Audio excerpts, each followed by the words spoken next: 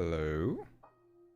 Cool. Looks like we're live. Let me post this on Discord and Twitter.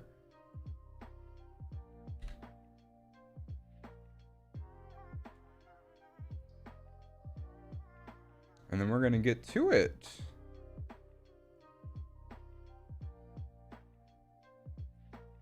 Dope. Okay, let me pop out the chat too, just in case. And voila. Just like that.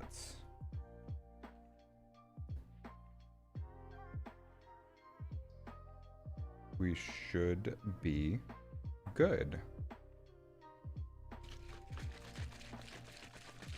Got my caffeine. We're gonna get to work on a project. Oh my god. Wow, that is tight. Tetris flavored G Fuel. Y'all, what up? So tonight, what we're doing is I've been playing a whole lot of Magic the Gathering lately, and I want to start making like deck list videos to run down the decks and things that I've been building on a new YouTube channel, so I don't interfere with anybody who's been watching my previous content or whatever.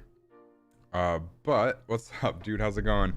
But I want to animate some Magic the Gathering cards to use in those videos, and I want to make them kind of like 3D, so like when the card moves around and rotates, there's very obviously 3D space there. What's up, Kenzie? How the hell have you been, sir?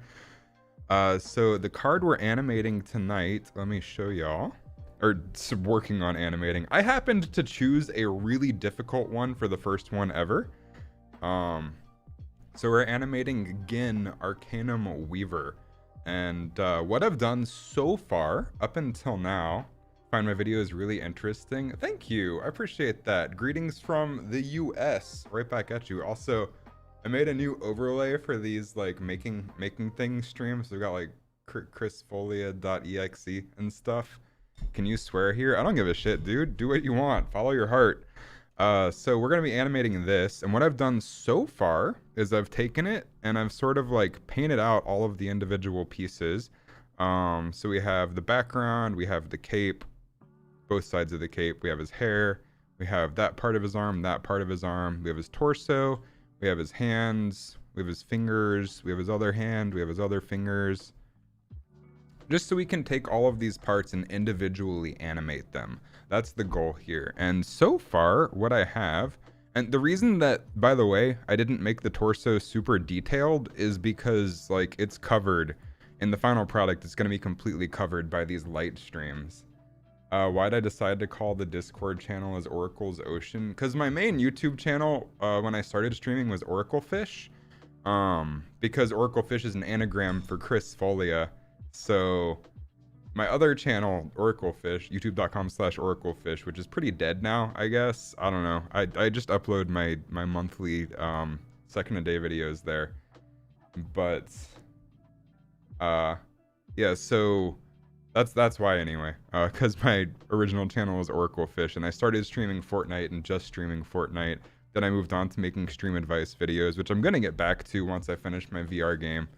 I just kind of took a break this year, I guess. But next year I also want to make some Magic the Gathering videos, because I've been playing a whole lot of Magic lately. It's a really fun game.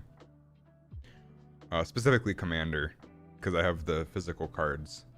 So we're animating this picture, and since the torso is covered by these super glowy light streaks, I decided when I was painting this, I wouldn't worry about too much detail there. If I ever created effects like following advice or something like this for Twitch,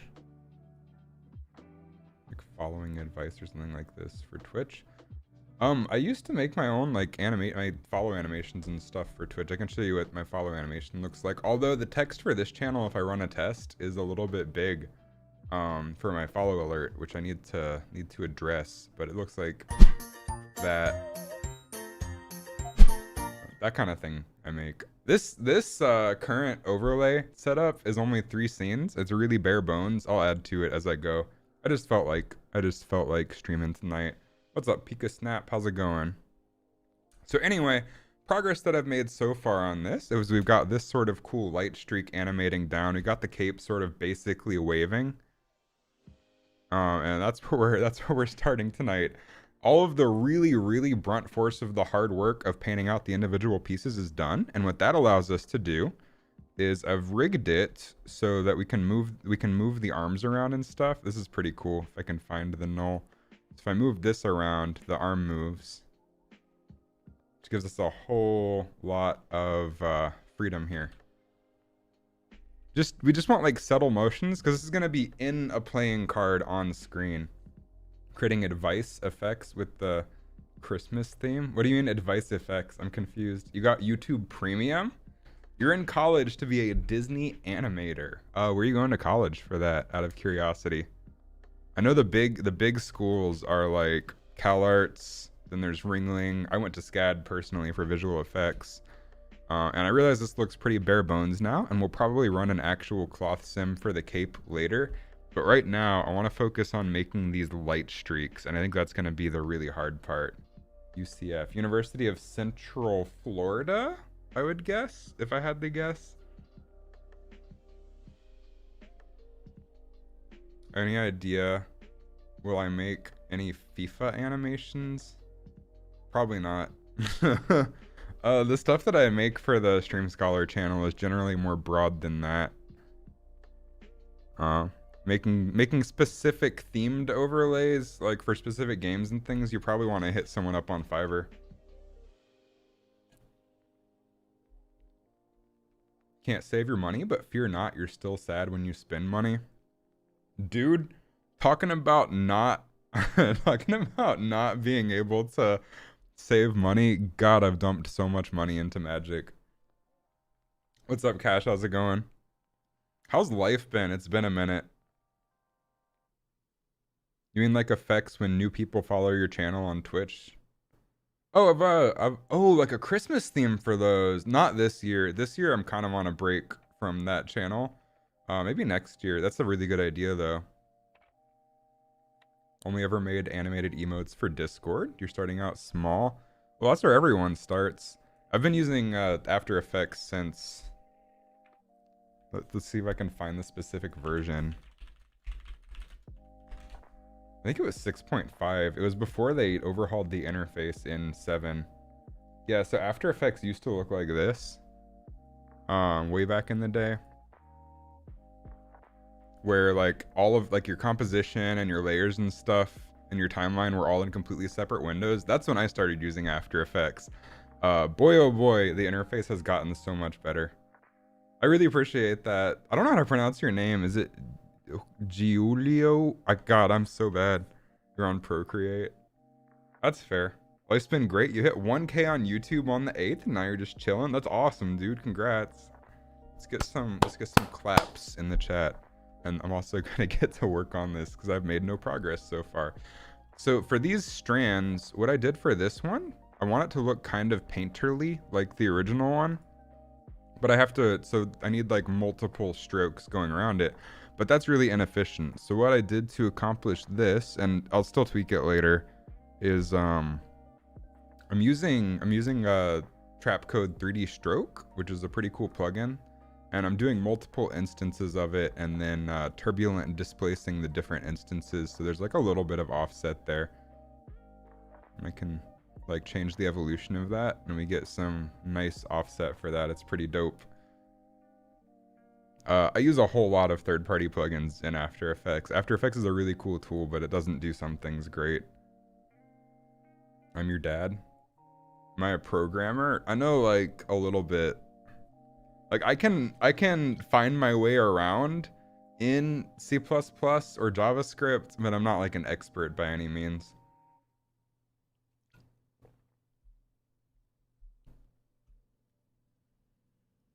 I've always felt like programming is just creative Googling though. Like if you have a problem in C or C++ or something, somebody on Stack Overflow has solved it.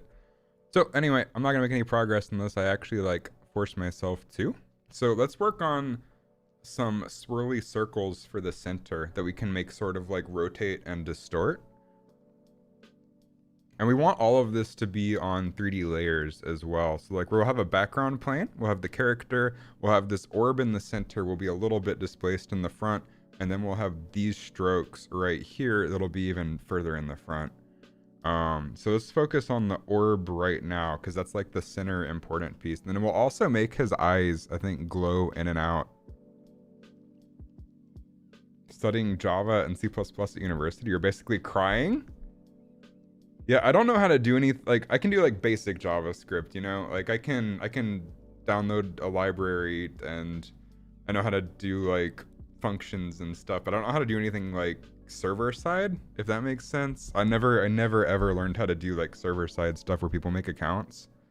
That stuff is really difficult. How's the social life, Chris? Non-existent. What up? Okay, so let's just trace. You know, I don't even need to trace this. We just need to make it look similar. Since it's going to be animated anyway, it's never going to perfectly match up with the image. So we just need like a circle right here. And we're going to use a regular ass shape layer for that. So I'm going to click on the circle tool and we'll draw a nice circle. It's already looking fabulous. And they added a whole bunch of really cool stroke tools for this recently. So we're going to take the stroke. We're going to make it a nice thick stroke. Maybe something right around there. Looks pretty good. Then we can take this and... You know, we could even use the 3D stroke tools, but I don't know. So they have like these wave and taper tools now, which is really cool. So you could have it like sort of strokey like that, although it doesn't match up perfectly at the end, so that's unfortunate. Let's make it match up. Just find a value that matches and we're good. Oh, perfect. Look at that. That's cool. We don't even care about that though.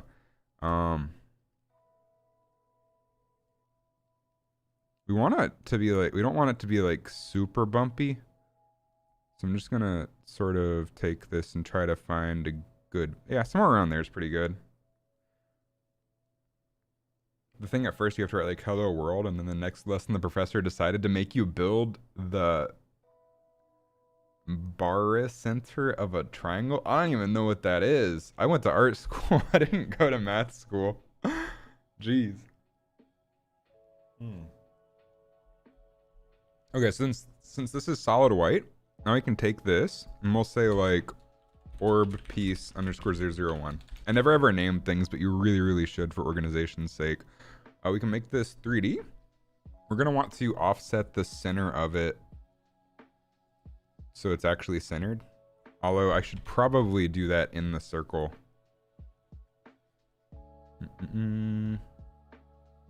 There's a transform here. We can just say 0, 0. So now, if we take this and rotate it,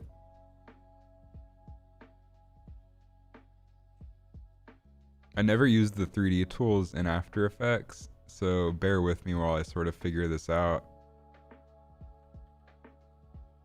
Am I proud of you? Proud of you for what? What'd you do? You're using Maya and you've done lost your mind? Dude, I love 3D stuff, and Blender is my jam. This is my home sweet home. So After Effects, I haven't used like After Effects 3D stuff in a while. I actually considered doing this whole project in Blender, but and I'll probably do the next one in Blender using camera projection, but because camera projection is dope, but this project I feel is easier in After Effects. So we want to rotate this like a little bit in 3D space. And then let's go ahead and add a camera. We want this to be maybe like 35 millimeters. Seems about right for a waist shot. Now, if we make all of these 3D, and from being the 12-year-old squeaker to the 15-year-old dude who has a job. You know what, Kenzie? You know what? I am proud of you. You're doing well, dude. It sounds like you're doing well in life. You're studying for a degree in engineering. Oh, the middle part of the triangle. I got you. Getting used to Maya. I can't stand Maya. I had to use Maya for 4 years straight in college at SCAD, and I did not enjoy any of it. Okay, so Here's the cool thing. If we rotate this in 3D space, let's make this a little bit closer to the camera. So we can do 2 views. We can go to the top. Get this nice and... Do we want this to have like a really good perspective effect? Juan, how's it going? It's going well over here. I'm actually doing great. Life is good, you know? Taking a break from everything was super good for my mental health.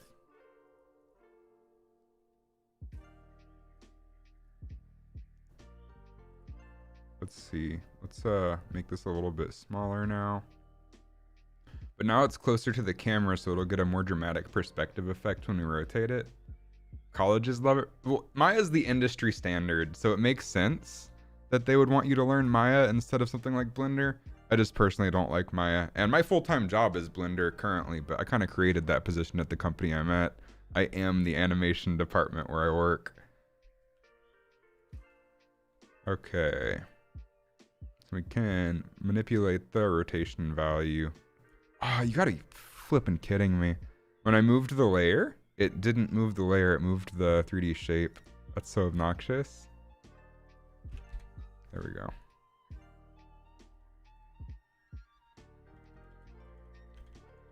So now if we move the whole layer closer. And we wanna make sure we're transforming the ellipse, not the layer, for the scale. That's important. Something like that. But how's life, Juan? It's been a minute. Okay, so now if we move this down like so, and then we take this and rotate it. So we have the orientation there. But if we rotate this on the Z-axis, we'll get like some cool looking warble effects. Newcomer here, really enjoyed my tutorials on Blender. I'm glad you enjoy them. We'll probably end up using Blender for pieces of this tonight, but doing the stroke animations for like the glow is just so much easier for me in After Effects. Yeah, and then the next project I do that's going to be an animated magic card will probably be completely in Blender and Photoshop to cut out the pieces. So I have some ideas for Magic the Gathering videos, which I know is super duper nerdy, right? But I don't know, it's my favorite game. So like the next one I want to do is, let me show you some pictures. The Mana Crypt. I want to do a video on like fast mana in Magic. So we have a few different options for this one. I'm probably going to go with the fancy looking one and turn this into like a 3D scene because I think that would be really cool. So you could do that in Blender. This one would be really easy. This is like not the original Mana Crypt art, but it's the second Mana Crypt art. There's so much really cool art in Magic. Another one I want to do, which could be some projection, but probably also mostly After Effects. I want to do Emil the Blessed. That's a really cool one. An easy one would probably be just to do like a 3D projection of the island and have it like pan a little bit. This one would be pretty easy. For Eric Smithies. Slumbering Isle. They have such cool names too. I wonder who comes up with those. And obviously it's like a team of people, but you know, After Effects seems to be a bit friendlier. After Effects is super friendly in terms of controls and stuff. Definitely 100% agree with you there. Blender is just free, which is why I make videos on it, because it's accessible. Also, Blender is like my jam. I've been using it for over 13 years now. But same with After Effects. Like After Effects and Blender is my full-time occupation. So I love both of them, if I'm being 100% honest. But After Effects is definitely easier to learn. Been enjoying Animal Crossing. The new update is so good. I just played it for the first time last night. I went to some friends' islands and we got coffee, which is gross, but you know, can't have everything you like. Your jam is jam. That's acceptable, you know? There's nothing wrong with that. So we'll have this be like a little bit perspective-y. And that way, if we move the camera, let me go to the front view. we move the camera, we'll get some like nice perspective for this stuff. Granted, let me make everything 3D. So these white solids are no longer necessary, I believe. This shape layer is just to help me animate this stroke to make it a little bit smoother. Oh shit, I need that layer. This is the reference layer. You have a job on Animal Crossing? You can work at the coffee shop, can't you? So we're gonna take all of these that are visible and we're gonna make them nice and 3D. So they'll be affected by the camera. Oh shit, nope. Oh, interesting. Interesting.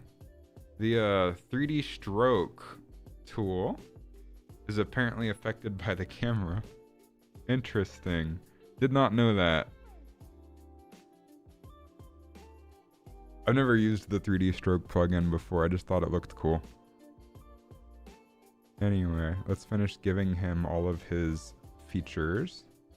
So now if we take the camera and move it around, we've got this in a little bit of sort of 3D space, which is the goal.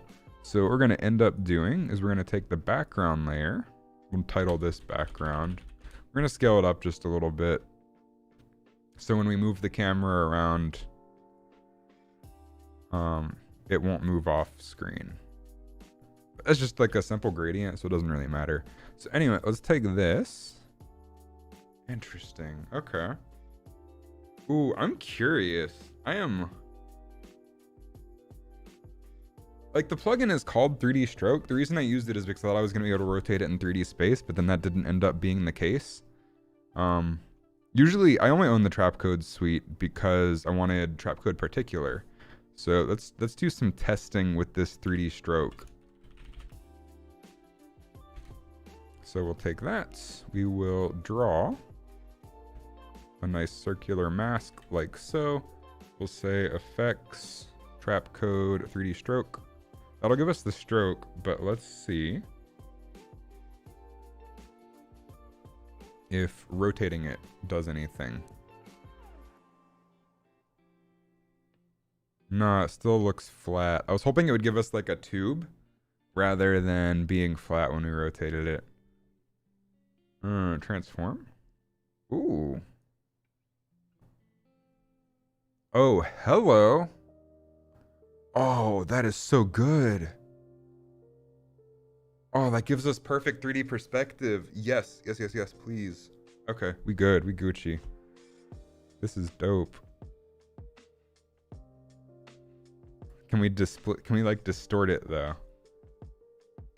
We can feather it. We have like all these tools to make it look cool. Bought any NFTs? I have not. Let's see what all these presets are. See if they give us any options. Basic circle. Geometric blots. Interesting. Moon.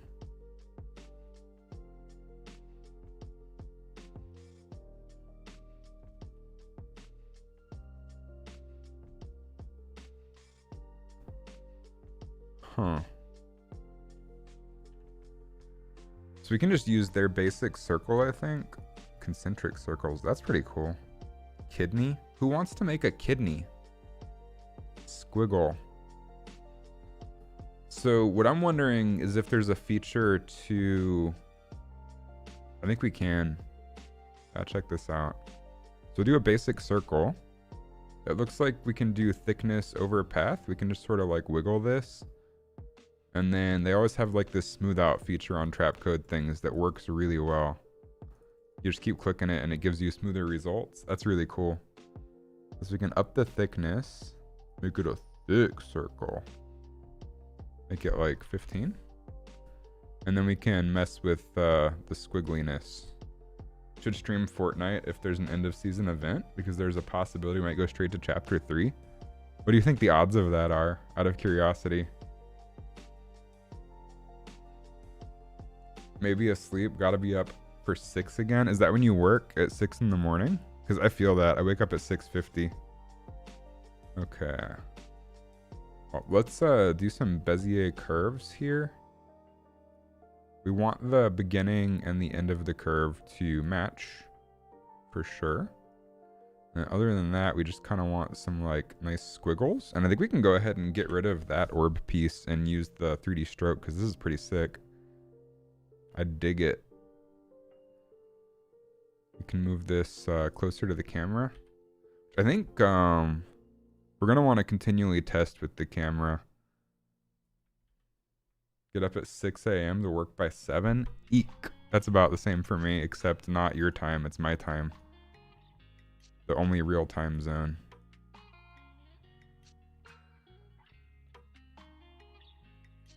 That looks pretty cool.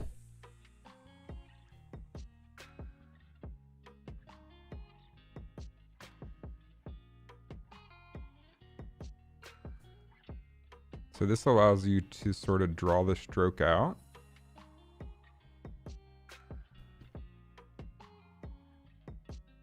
What's the repeater do? Oh, that's so cool. We're learning things tonight. What's the advanced tab do? Internal opacity. Blam. None.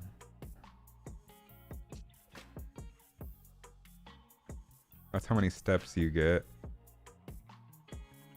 Trying to figure out how to like... Oh, I guess we can rotate it like this. Just animate this parameter, and that'll look pretty cool. SeverPK did a video where he explains the reason why that might be the case.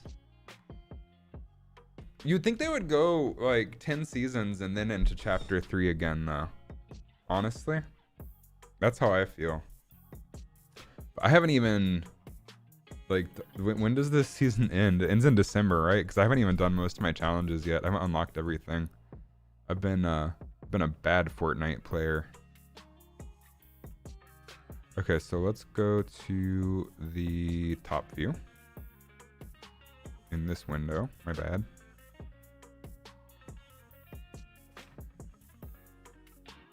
This one we'll do... When did they change that? Okay, so...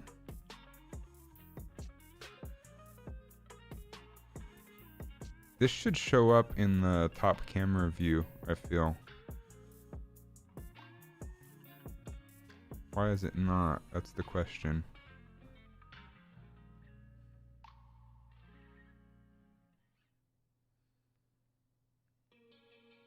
We've been in chapter 2 longer than chapter 1 now. Is that true?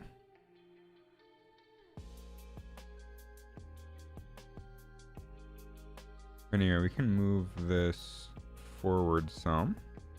So now when we look from the camera view, we want like a dramatic sort of 3D effect. So we got to make sure the positioning for this is right.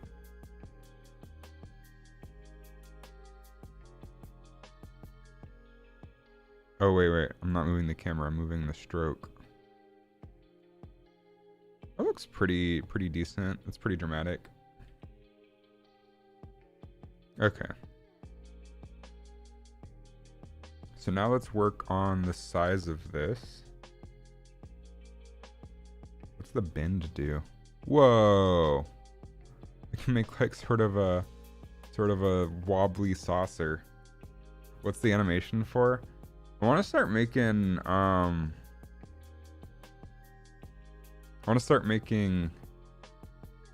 Magic the Gathering videos potentially.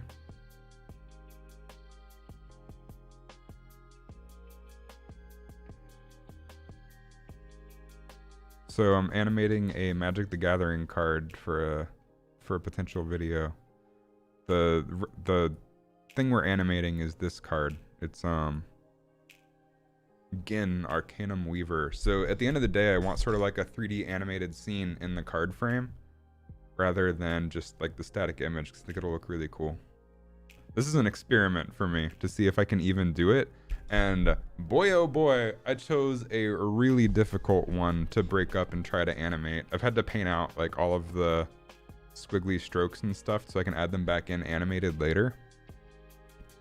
It's gonna be a whole lot of work. This was definitely not the easiest card to attempt to animate first. How do we change the size of this here circle? Effects that use cameras or lights should be applied to 2D layers. Oh wait, does it work now? Oh, we can see it in 3D now. Sick.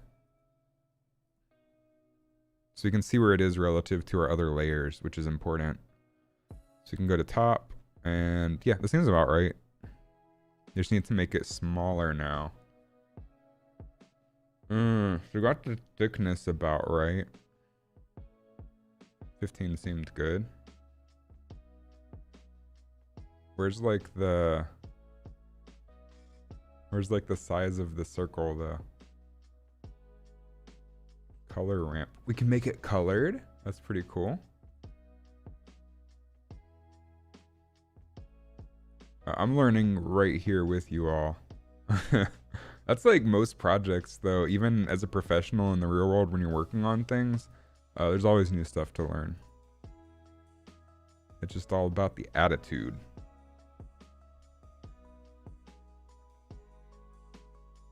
There's got to be a way to change the scale of it, right?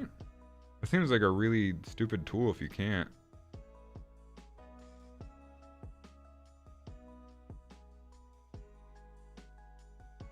Gotta go. Have a good one, Juan. Enjoy the Fortnite season while it lasts, I guess. I haven't played like it all this season. Eek. Okay, listen here, you little shit. Okay, I think we're gonna have to say none for the shape and then just draw our own circle. Damn.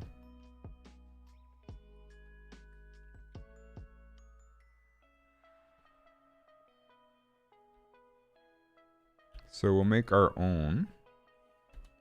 And that way, when we turn this on, if we just scale this down, we get a smaller circle. Bam. How you like them apples? Nice and centered. Turn the thickness down a bit.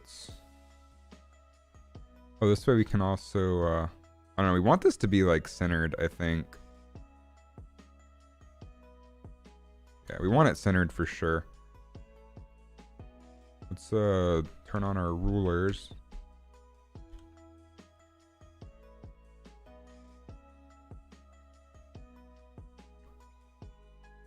And what is half of this? This scene is 1346. So if we bring up a calculator and say 1346 divided by 2, we get 673. So we'll say 673. That's exactly half. And we say 988. 494. We want this circle to be centered perfectly, so when we rotate it using the plugin, it will be in the correct position. Alright, that's close. That is close enough. That is sub-pixel performance right there. Cool. So now if we rotate this, we just get like a really cool looking wobbly squiggle. We can lower the thickness of this so we can make the glow bigger. And let's make the wobble more dramatic. I'm all about the dramatic arts. Yeah, so now if we rotate this, check that out. That looks pretty cool. Which that like sphere isn't even here. I just figured it would look cool, you know? To make it like this orb that's sort of happening. Okay, so now what's the offset do? Yeah, okay, we will rotate this and we'll just say rotation, and then up to here we'll say 360.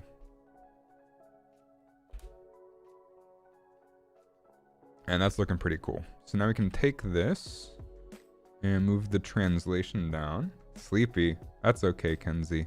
I don't judge you if you need to go to sleep. I might want to make this a little bit smaller. He has like a compact orb of energy.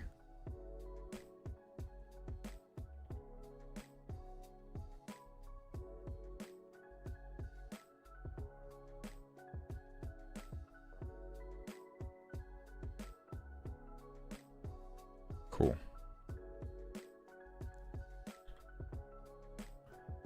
Then we can make this one just sort of like the glowy orange. So we'll duplicate the 3D stroke effects. The first one, we'll say transfer mode add. And transfer mode add. Ooh, nope, none.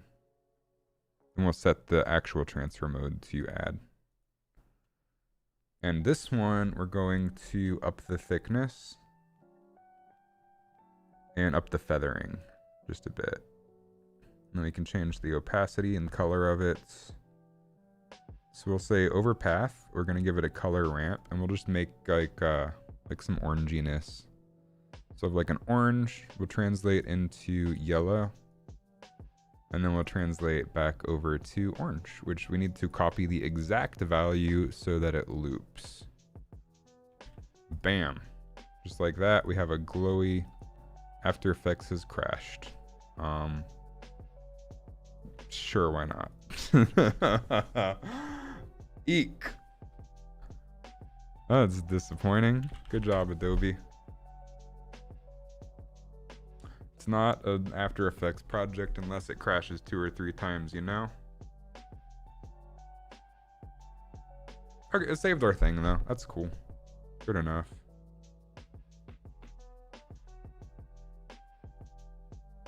So in terms of reference, that glow probably needs to be a bit wider of a glow. And more subtle, more transparent. So you will make this thicker than a Snicker.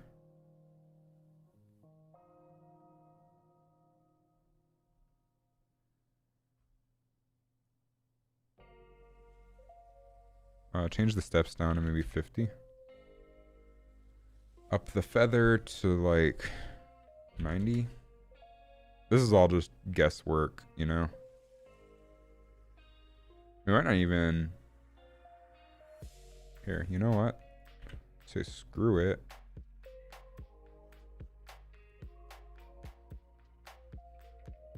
Then we say effect.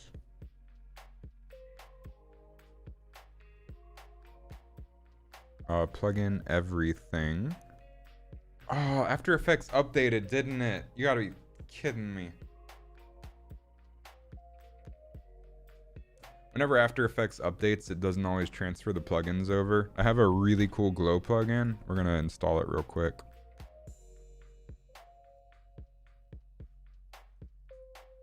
See, program files, Adobe After Effects.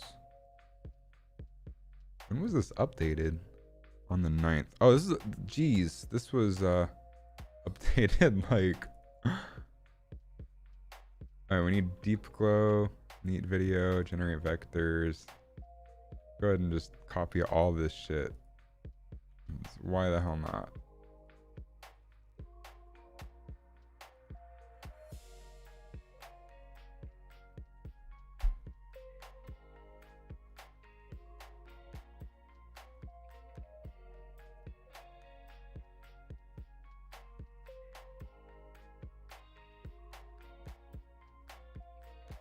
Cool. Okay, so now if we reboot After Effects, we should have access to our plugins again.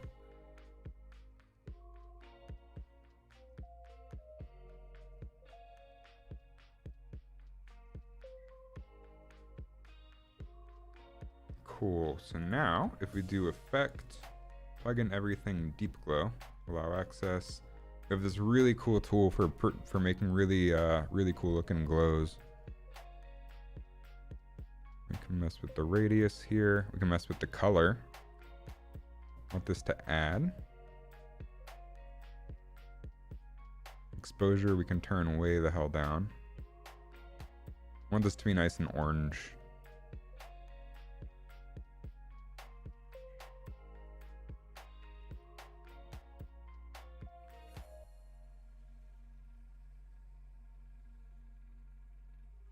Like so. We can up the exposure. And that'll look really cool.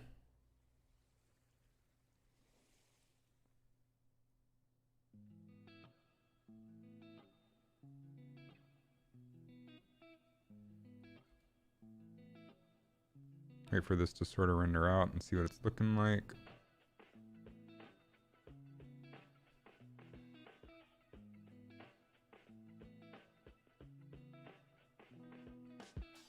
That's pretty sick.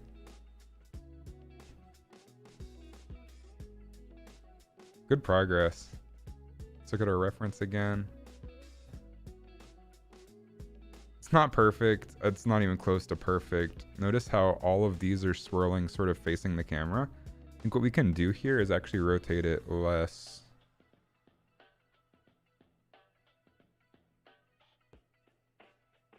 Let's take a look at this again. And I think we can make it a little bit transparent as well.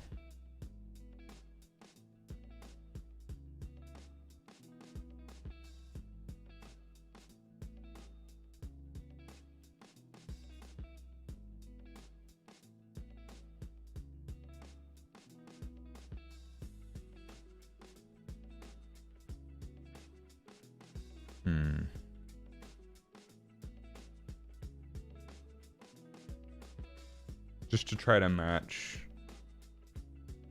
the original. I think we're just going to want to modify the coloring.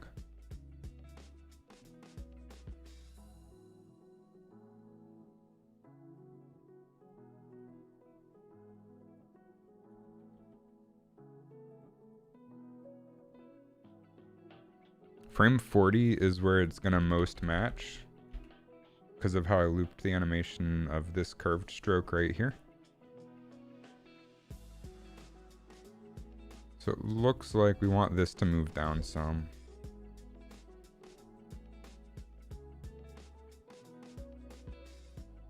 Sort of over here.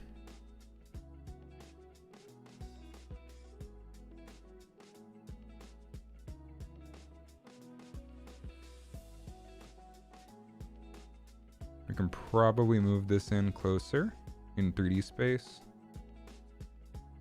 And then continue to shift it around until it sort of matches.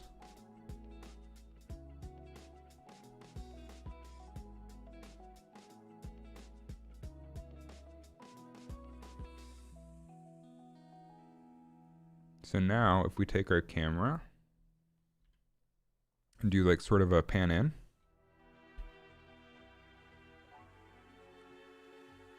we'll get like a subtle 3D parallax effect.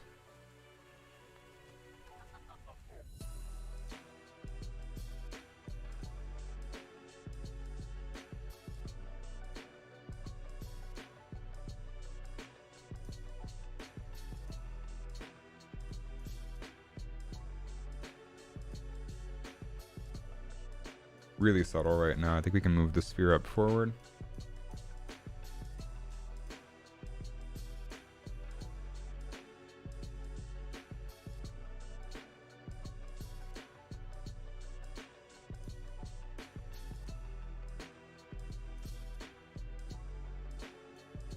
Take this dude, maybe make it a little bit smaller.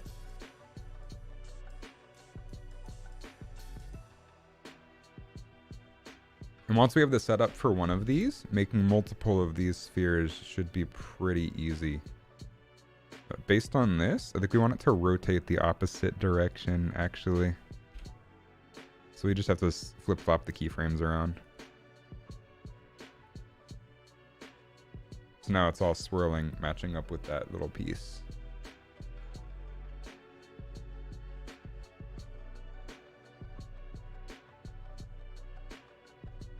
Okay, so now we're going to want to rig this arm up. I really want to focus on more of the glowy strokes, but it's not going to look good until he's sort of moving the way he's supposed to. So, what I'm thinking for that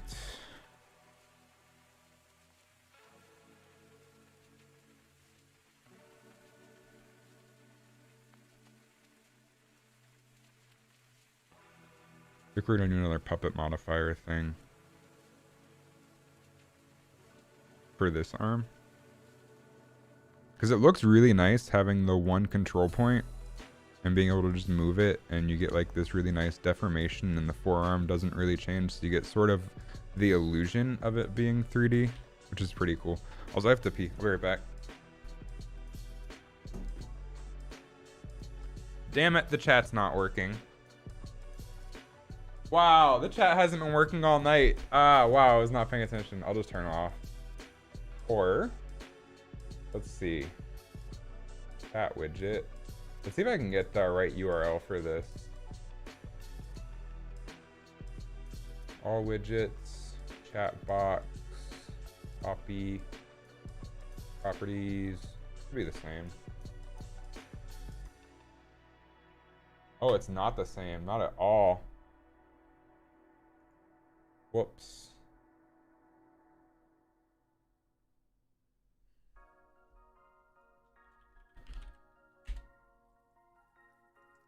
Huh, still not showing up. Oh, there it goes. Okay, now it's fixed. Well. Whoops.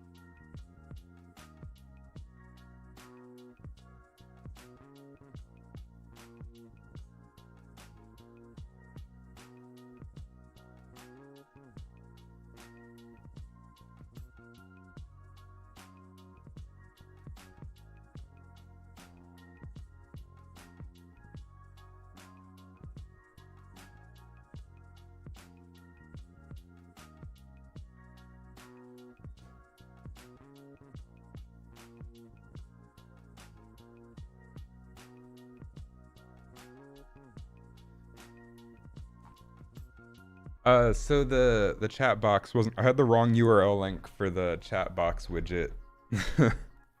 That's what was wrong. I had to run to the bathroom. So now you'll be able to see what y'all are saying. Wow, I feel dumb. Okay, so let's rig up this arm, which is, I named these. And what I did for the previous one,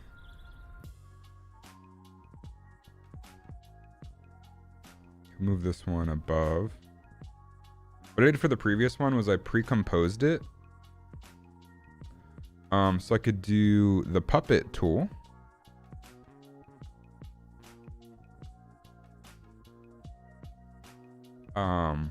And use the puppet and use expressions to copy the puppet pinpoint to a null.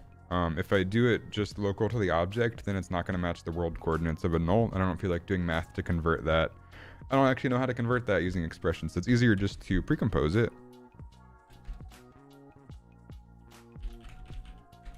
Bam, like so. Oh, wrong. Move all elements to the new layer. Cool, so now the boundaries of the arm are this entire layer, but if we add some puppet points, like maybe one right here and one right here, we can deform the arm a good bit pretty naturally. So then we just add another null, which we want to know the position of this point, 174 or 728. So we make a new null, 174, 728. That'll match perfectly with our puppet pen. Just drag this down. Oh, it's already in the right spot. So then we make an expression for this, and we just pick whip the position of the null object. Now if we take our null, move it around, really easy to animate the arm. Super cool. And then the other cool thing we can do with this is if we take this and we take our forearm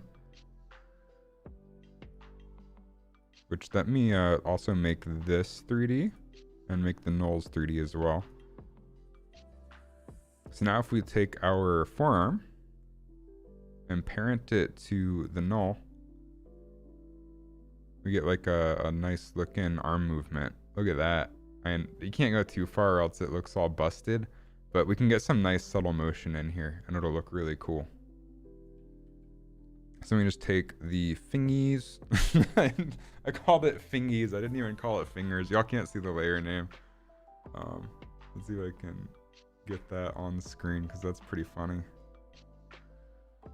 Yeah, we got our screen left fingies. Just like chicken nuggies. So we can take the fingers, we can plug those onto our forearm. Now, what's the upper arm? I don't even know what that is. Oh, no, that's screen right. Yeah.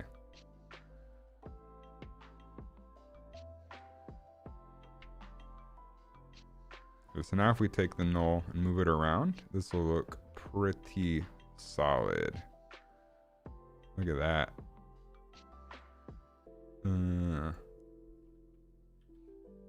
So let's just make like a nice sort of circular motion for this. Like he's like, ooh. And then we'll also animate the fingers too. Or the fingies. We need it to end in the same position as it started because we're not going to have the camera movement for this. That was just a test to see how the 3D was looking. So let me delete that last camera frame. And then let's grab our null object. You can just search stuff now? Huh. When did they had that? So let's say we want it to move sort of like over. And then if we set these to be visual Bezier, so keyframe interpolation, we set the spatial interpolation to be Bezier, we have a whole lot of control over the movement of this.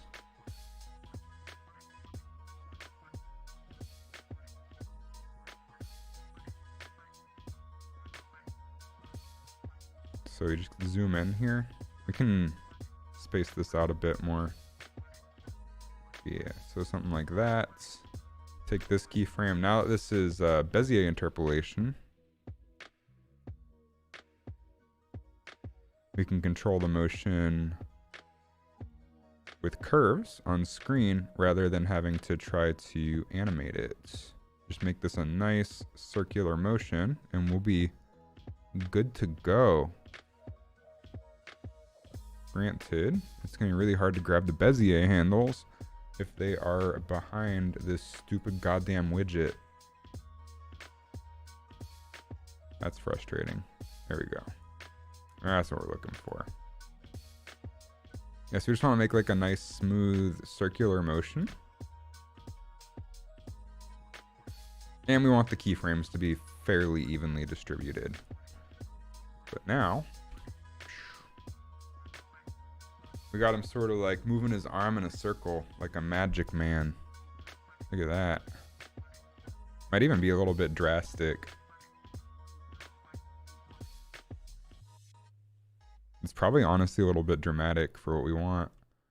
That's easy enough to fix. We just move way the hell in and we take our keyframes and we move them down. Make it a smaller circle.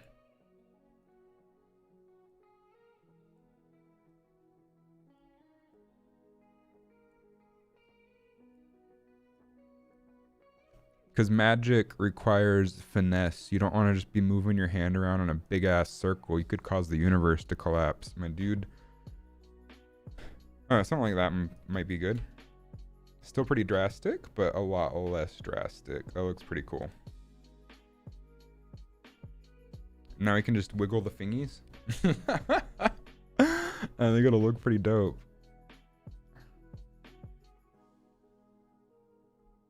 I didn't really think about the best way to wiggle the fingies.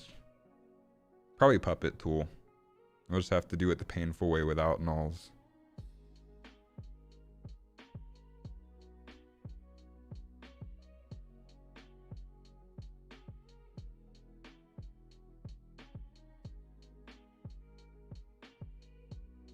I also might need to eventually paint out the hair and have that animate with the wind. It depends how like carried away we get with all the glowy pieces.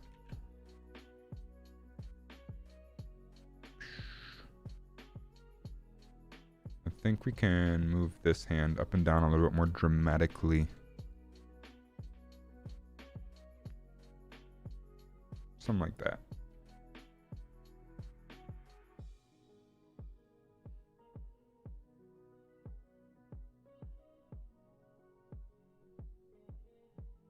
Looking pretty dope. Okay, cool. I can dig it.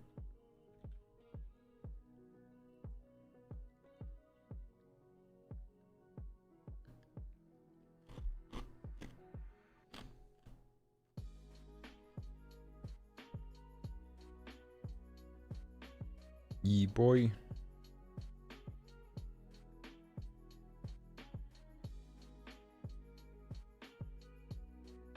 Let's just spam this with some more rotatey. No, I think the problem here is that this is just too thick. It's a thick boy.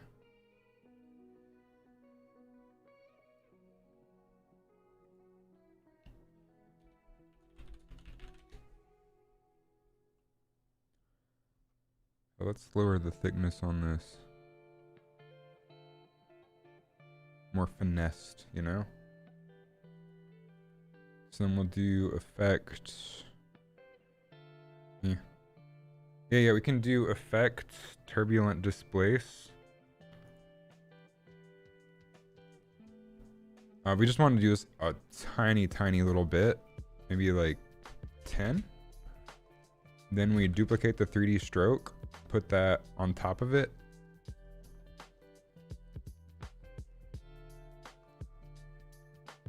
Set it to add.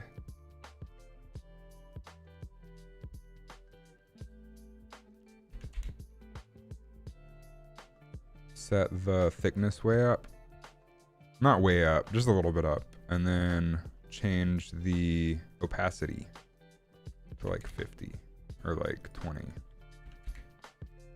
So you get like this cool sort of painterly look to it where it looks like it's a separate stroke. Yeah, that looks really cool. Look at that.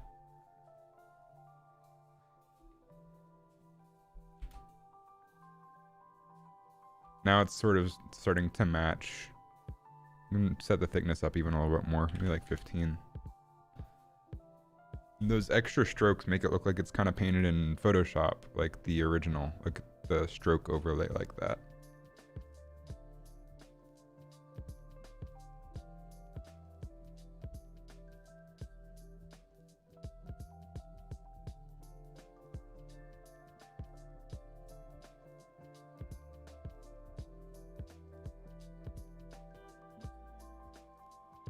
And I can dig it.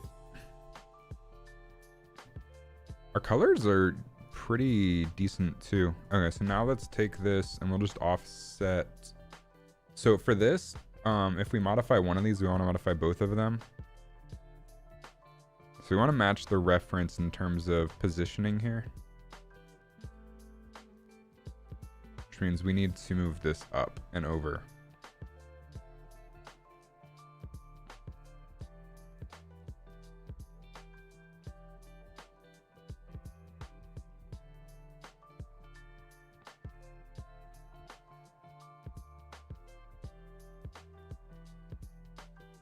Maybe somewhere like around there. That's getting closer for sure.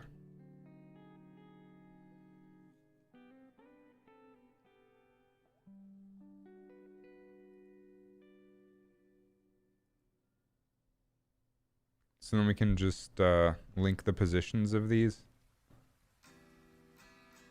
So we just go to transform, XY position. We'll just move it up to the original 3D stroke one.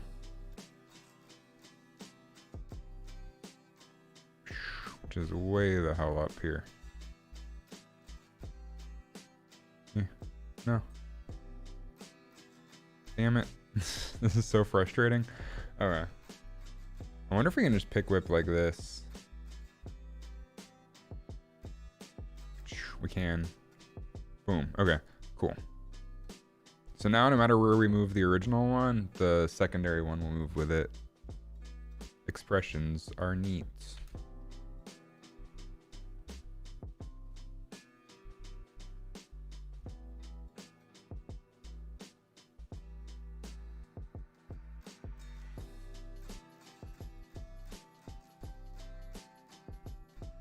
Cool. Okay, that's part one of our orb. So now we can just sort of dupe this and move it.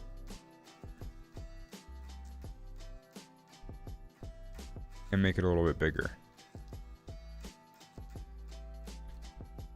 So make a second orb that's a little bit bigger. Offset it a little bit.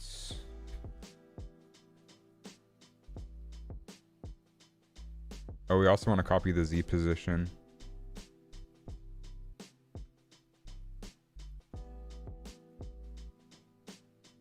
Scroll up, please. And just like that. Now it'll match. And this one, we'll want to move the curves around for the shape. Ooh. Ooh. That's cool. Wait, loop? Oh, nice. Oh, that makes life easier.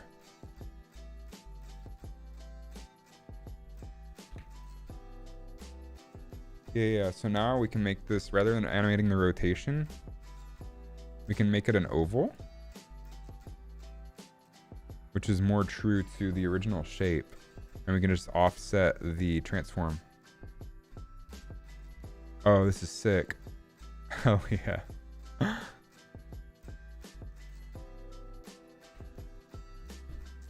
go to our reference. Offset the transform. What's up, Alex? How's life? Right, we can just turn this on. Set the transparency down to like 50 so we can sort of figure out where we want to put things. Oh, hell good. Glad to hear it. We're still alive. I don't know if that's oh hell good or not. Anyway. We want to rotate this. And we want to sort of match the shape. Oh my god, just being able to offset the transform like that is going to make this so much easier. We can make lumpy circles. I mean, they don't have to rotate perfectly or anything. So we can just offset the, we can just loop the transform of the path. So we want this to sort of be like right there. That's way too big.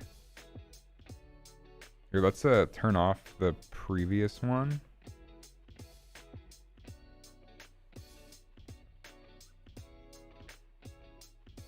Just so we can sort of match this.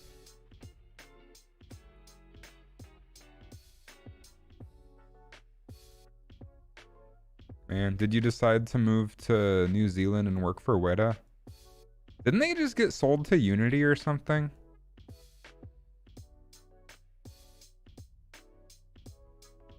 Maybe that's the play.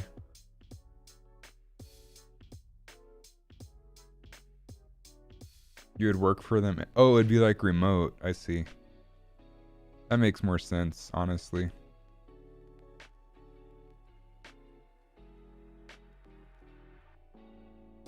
So we can put this one down here and make it a less thick boy.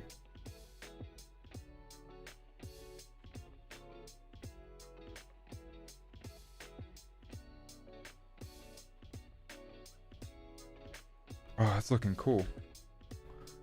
So now if we animate the offset,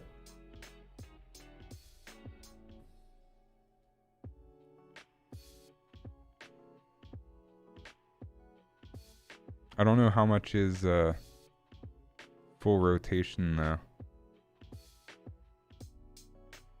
Would it be 100? Let's just try 100.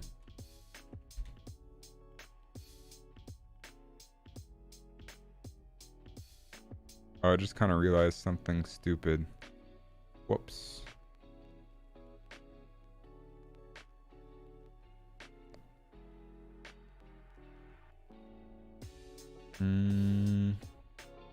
Opacity 12, thickness We can just turn off the rotation animation. Might do something else. What kind of stuff we talking here?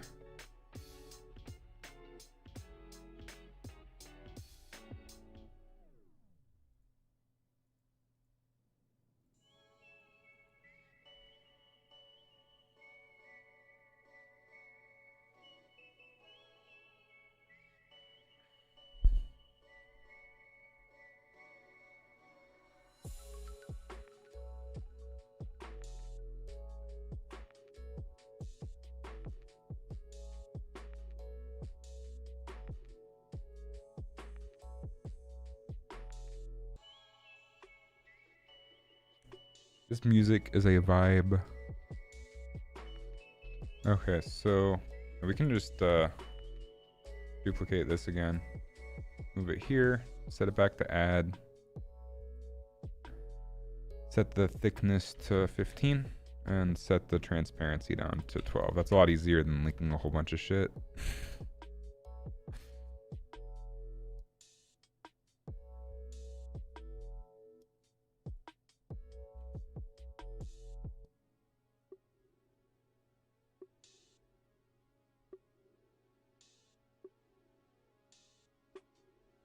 So now the big ring's looking pretty cool.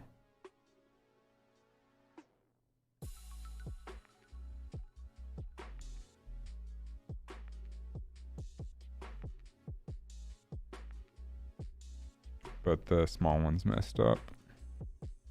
So just do the same thing. Duplicate. Set the thickness to 15. Maybe 14 because it's smaller. Set this down to 12. And set the transfer mode to add. Yeah, there we go.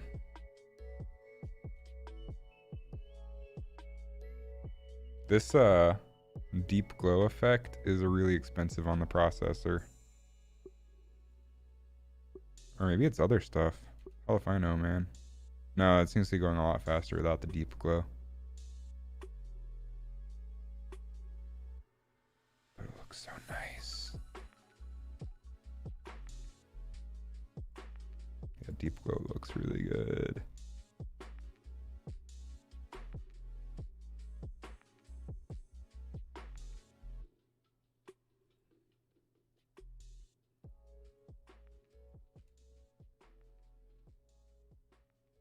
I think it's when you start mixing multiple deep glows together that it starts to be problematic. No, it's going pretty fast. It's not awful. Now let's just animate the smaller one, which we can make this animate twice as fast. We can say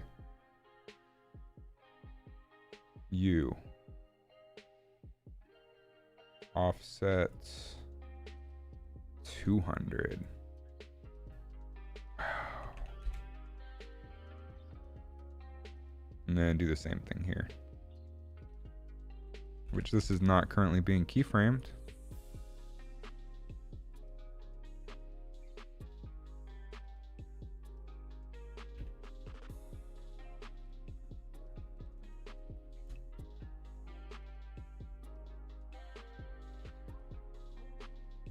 Let that sort of run through.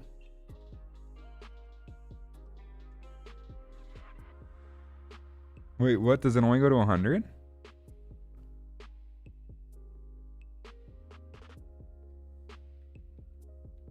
By golly, I think it only goes to 100 and then it doesn't let you do it anymore. Oh, interesting. Okay, so we'll just set a keyframe here and then set this one back to 1 and then set this up to 100. Then it'll look like it loops, I hope.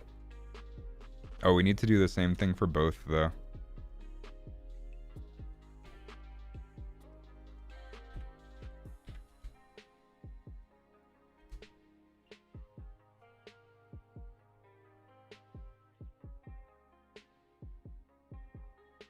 Boom.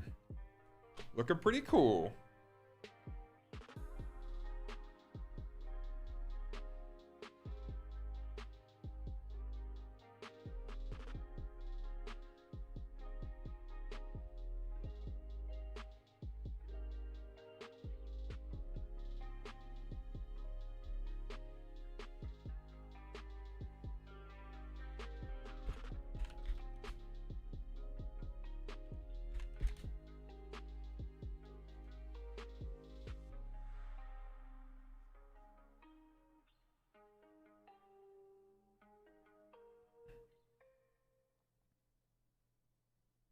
Nice.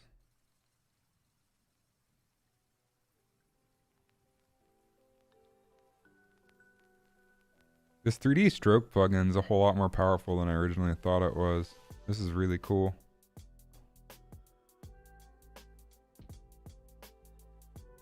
Here on this smaller circle.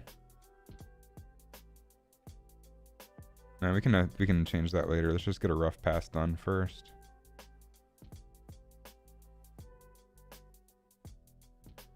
So let's go ahead and get like some waving aura pieces here.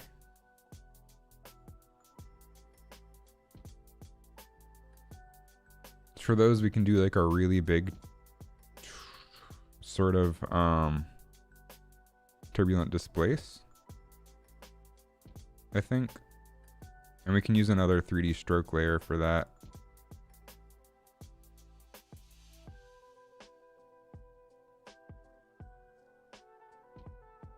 Okay, so we'll do new solid. This will be front aura 001. Put this way up front.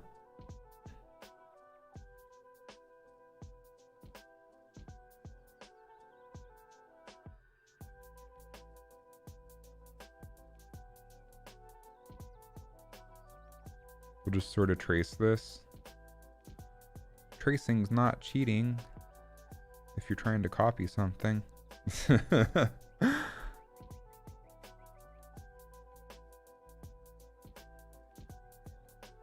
So then we can go ahead and add our 3D stroke. Which sounds really offensive for some reason.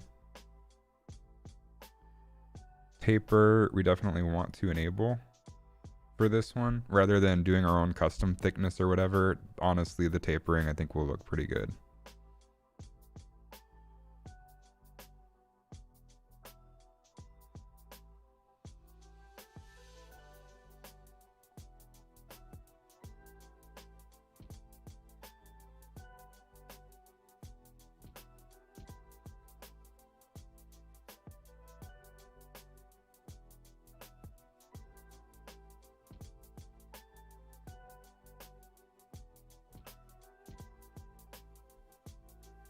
We'll put this one even further out front. So we'll just set the transform Z position to be like way out front here so we get some really nice parallax. And then we can take our path and move it up until it matches and scale it back down. And then we can change the stroke thickness to sort of match.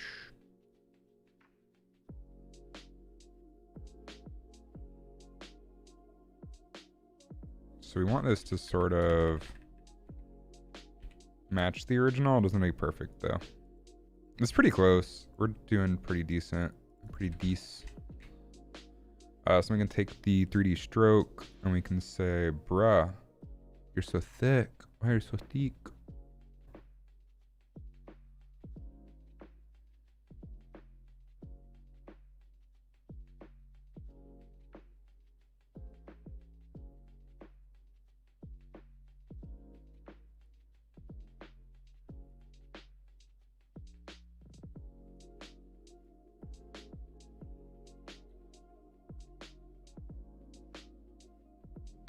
Modify the curve to make it spicier.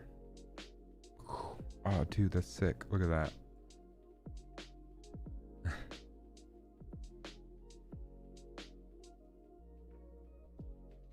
Honestly, my aura I think looks better than their aura. I'm kidding. I kid. So we want like a narrow, not completely opaque. We want to kind of match. So this one's going to be thin, and we'll make the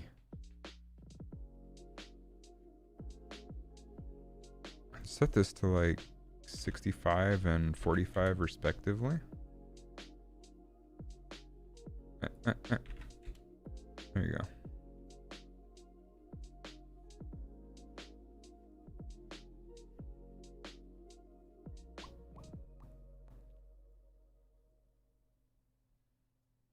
Smooth out the curve a little bit. Sick. And we can take the opacity down to like 75, I think. For this, theirs don't even look like they're in sort of an add blend mode. It looks like he just literally took the opacity and lowered it.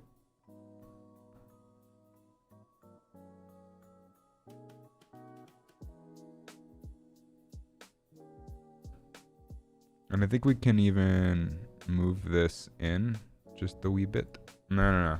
I like it being out this front and far. Because we move the camera now, we got a really cool parallax effect. Hey.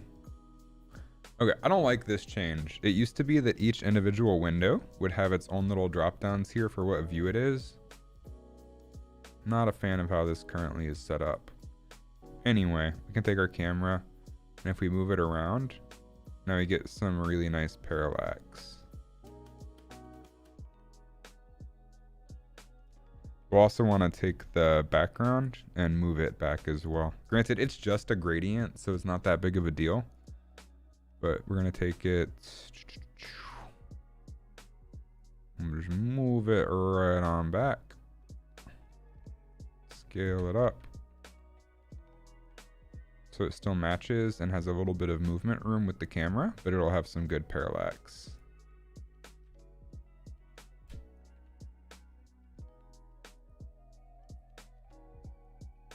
Yeah, I did not choose an easy one to start out with. Okay, let's continue looking at our reference. We're gonna need a secondary stroke. This one will screen on top of, and the secondary one will be the original one actually, and we'll make this one a gradient. And we'll up the thickness and lower the opacity. And maybe give it a little bit of feathering too.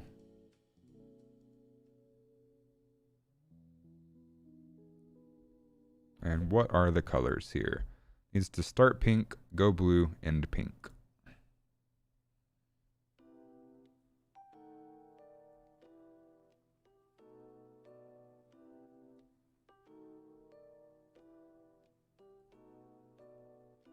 So we'll start pink. Go to like a nice blue. Get out of here green. And then end pink. Maybe like a little bit closer to purple.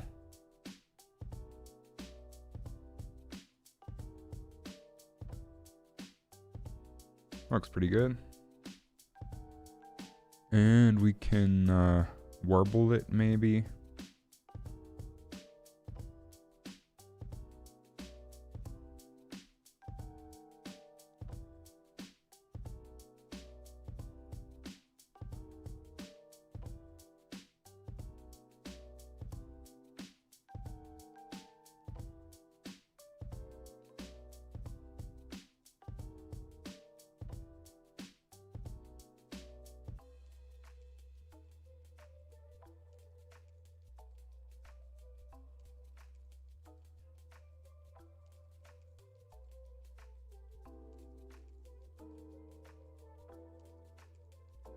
Just to keep the audience guessing, you know?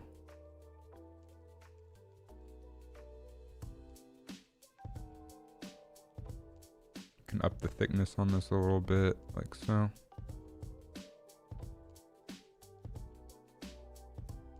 Then we can also add a turbulent displace to this. Between the two 3D strokes. So only one of them will be affected.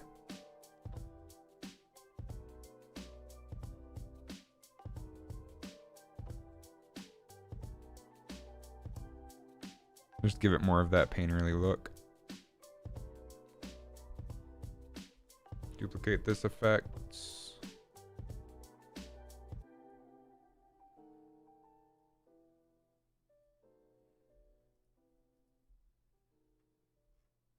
The second turbulent displace we will offset.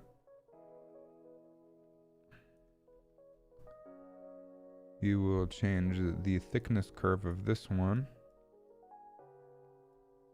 Oh, we need to also set this to screen. So now we have multiple strokes overlaying like this. We'll get sort of like a nice painterly effect. So we want to match the position of the end of this curve. Not that it actually matters for this one, I don't think. We just want it to be different.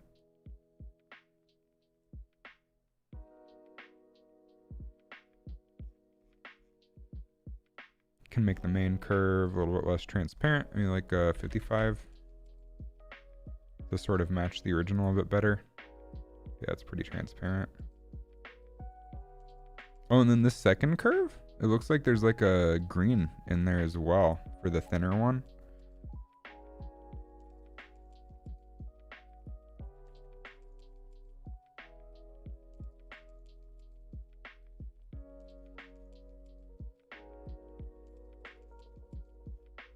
So we can take this middle stroke and we can make this nice green. And then maybe even make it a little bit less thick.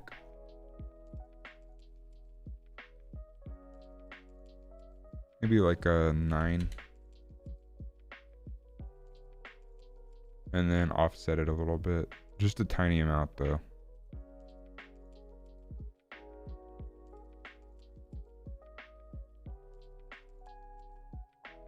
So I want most of it to be pink. What card is that? Only familiar with standard and historic cards, not familiar with modern, legacy, etc. So this is a card from Commander Legends. It's Gin, Arcanum Weaver. It's one of my favorite commanders, which is the only format that I personally play. So I want to start making like deck list videos on a new YouTube channel.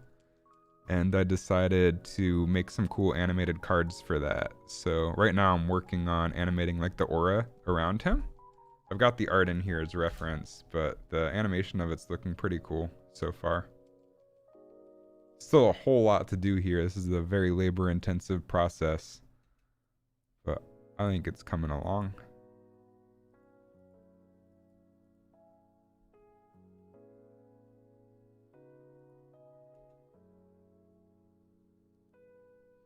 And we've also got it set up in 3D space. So if I move the camera around a little bit. Nope.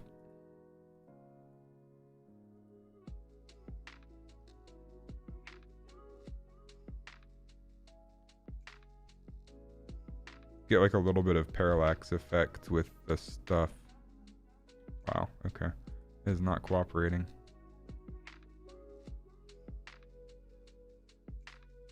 I think I should move the cape back a little bit. Sounds pretty awesome. Hey, what's up, Gen Cartridge? How's life? Yeah, so we still got a whole lot of work to do here, but once it's done and it's in the card frame and sort of like 3D, it'll look really cool. Trust me. Right now, it's not gonna be a perfect match to this or anything. Working like a madman, missed hearing my voice. What are you working on? It's never going to be a perfect match, but I think we can make it look really cool, which is the goal here. It doesn't need to be perfect.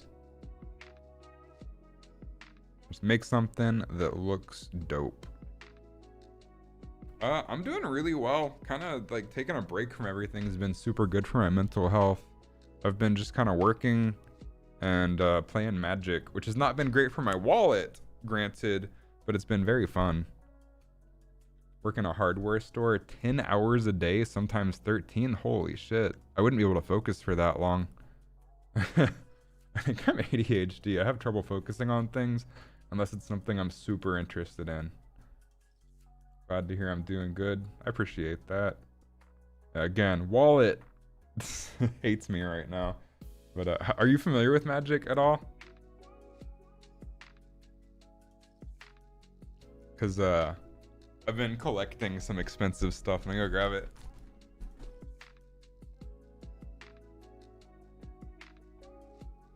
Ugh.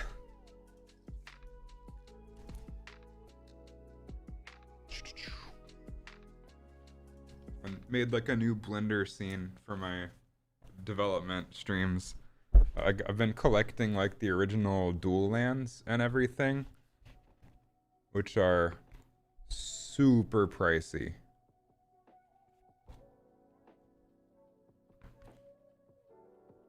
So these are all like reserve list cards that are worth a decent amount.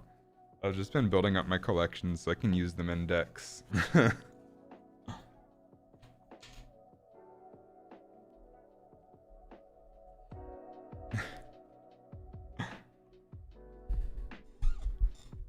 So that's been fun. I think we can pretty awesome collection. Thank you. I need and there's like one more competitive staple I need for competitive commander, which is Yawgmoth's Will, which is another expensive one. Not as expensive as some of them. Oh, this is one I need for the deck I'm currently building. I'll buy the game store I'm close to has one in stock, but this is the last like big one that I need. There's a couple other ones that I kind of need or kind of want but don't really need. This is one I have. Not the shiny one. I have the regular ass one. That's a really good card though.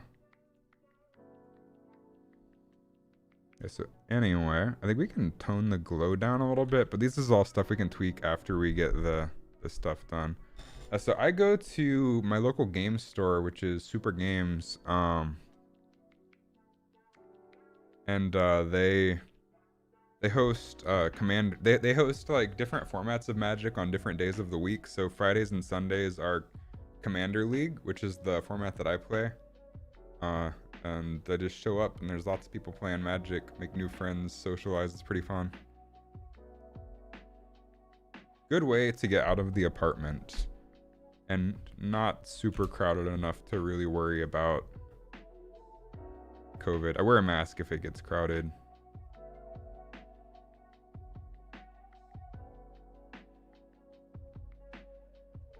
You probably want to animate his head a little bit, or his torso. Because him being perfectly still while his arms are moving is kind of like, bleh. Let's get this aura in front animated first. I need to figure out what I want that to look like.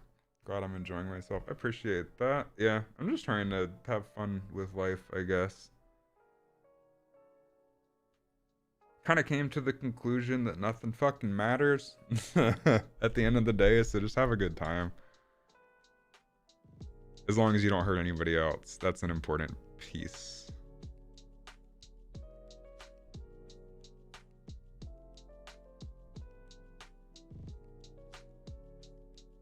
As long as you're not hurting anybody else, though, like, do it. Do your shit.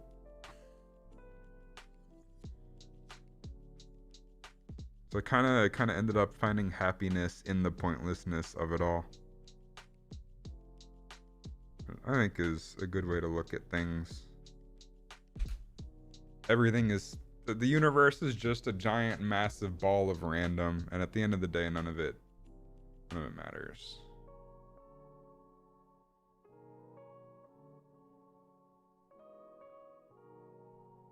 I think I can animate the tip of this moving more.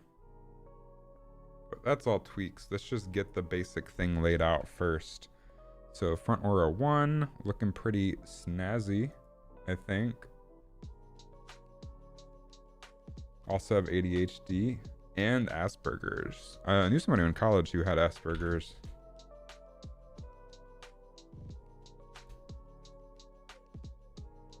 Alright, so we need to animate this. And I think the easiest way to animate it, rather than animating the path, is just gonna be with like a nice Turbulent Displace. I abuse the flippin' hell out of Turbulent Displace. It's a really good plugin, or really good effect. I can just change the size of this to be like 150, to be like 175. Bigger means it's gonna be more subtle, bigger waves. Change the amount, and then we can just sort of warble it like that, which is dope.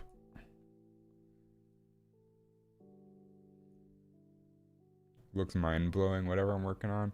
Oh shoot, y'all, I have the chat like right in the way. Let me move that. Notice how I made everything like little Blender windows? Let's move the chat over here.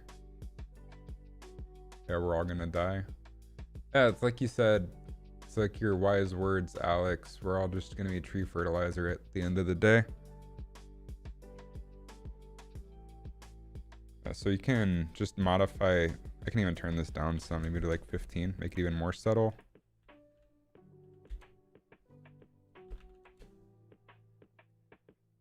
And then that'll sort of wave the whole thing. Looks like it's waving it in 3D space too, which is kind of cool. Did not expect that to happen.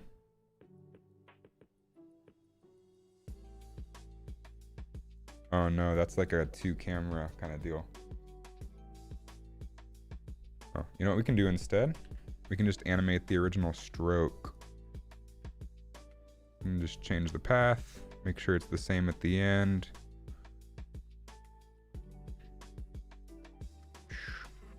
And animate it some.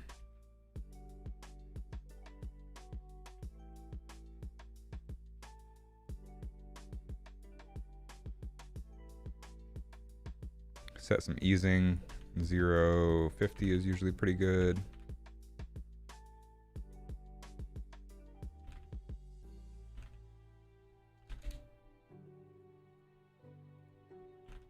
And now it should loop. And we can like modify what we animate it to. This is just to get it sort of like moving in general. Like that's probably a little bit drastic.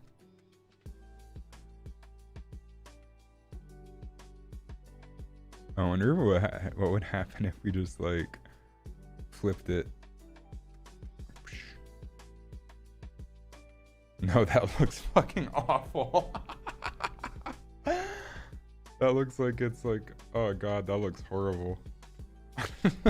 Definitely more subtle than that. Jesus. Happy streaming. Have a good one, Super Yari. Thanks for hanging out. Okay, definitely tone that down, I think. Doesn't even need to be anything fancy. We can even tone down like the easing in and out, probably.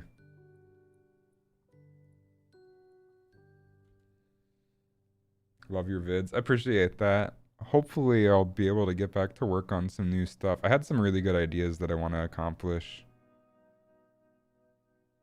You know, for a loopable thing, if we have something else going the opposite direction at the same time, this might actually be passable.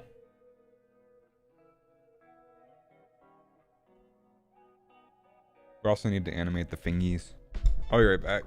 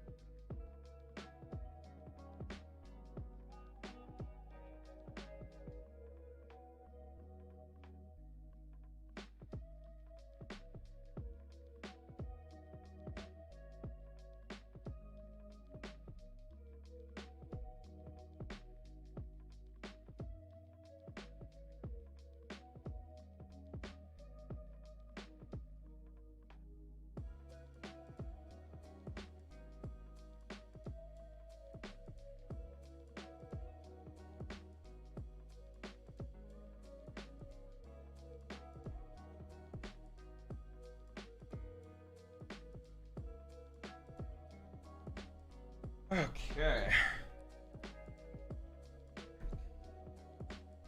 It's beautiful. And I didn't draw the guy. I'm just animating some magic art. I'm taking their art and just making it move. The artist did a really cool job on the original art piece though. It's one of my favorite cards to play with. Yeah, so this is the card we're working on. So after it's all animated, we're going to take it and put it in the card frame and then have the frame like slide onto screen, and there will be like some nice parallax because it'll be 3D. And then I'll be able to go into my video talking about my really, really evil deck list. So my goal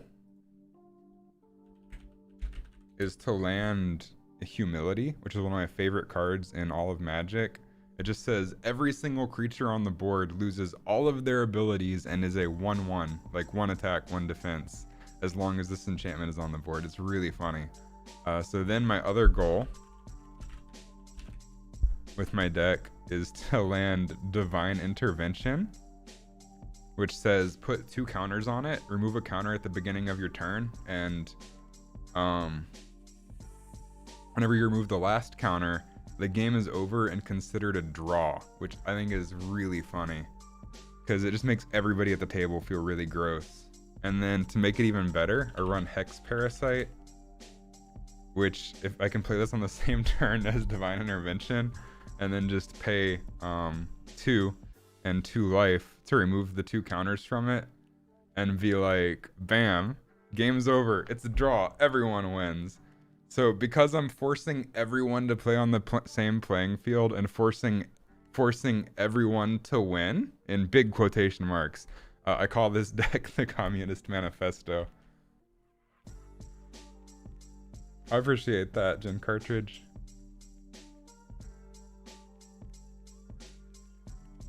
Because it forces everyone to play on the same page and forces everyone to win, but at the end of the day, everyone just feels really gross. It's really funny. My other favorite win condition is near-death experience. Normally you win by killing your opponents, but this one is an alternate win condition that says at the beginning of your turn, if you have exactly 1 life, you win the game.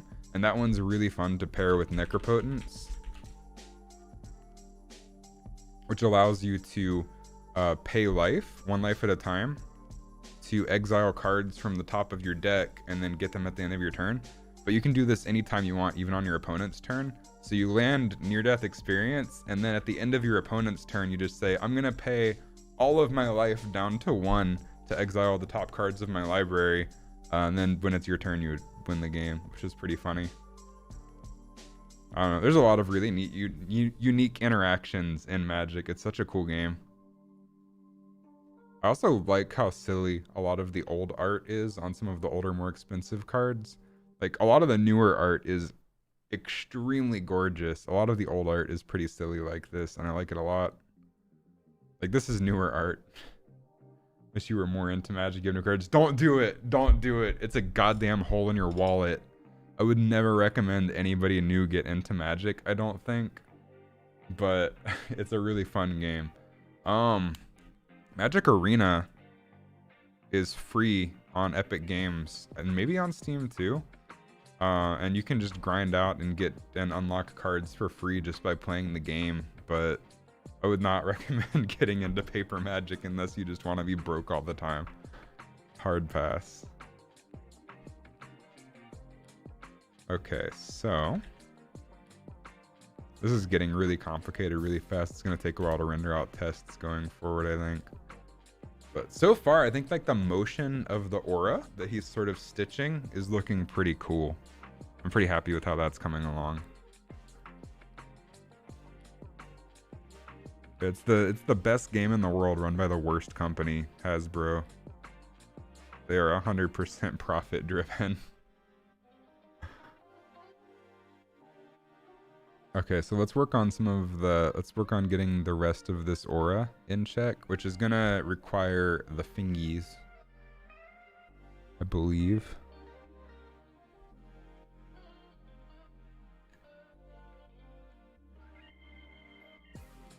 His finger doesn't always align with the string. Yeah, that's true. I can fix that. That'll be like a fix it later thing. I just want to get the whole thing kind of like right there. You're right. It's like right there. I'll fix that eventually though. We're gonna just fix it right now. Why the hell not?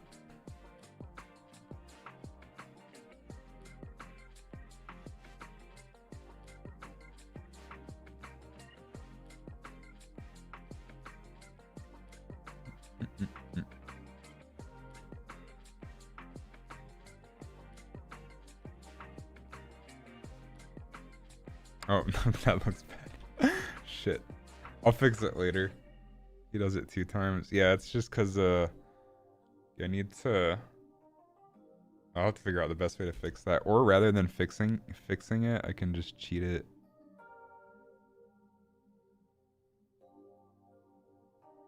I can also move his arm to match. So it goes down, goes up. And we can just sort of say, lol.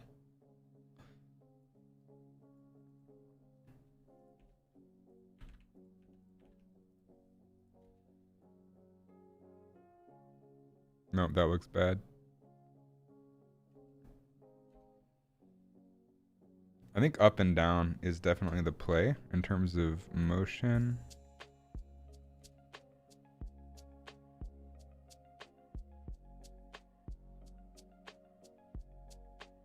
Or make it ease in and out less. Here's what we can do. We can set these to Bezier screen interpolation. Probably continuous Bezier, honestly.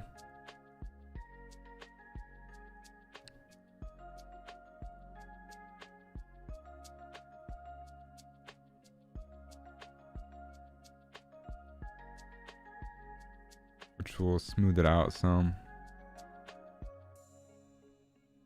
So we can come down here and we can modify this to be a lot smoother.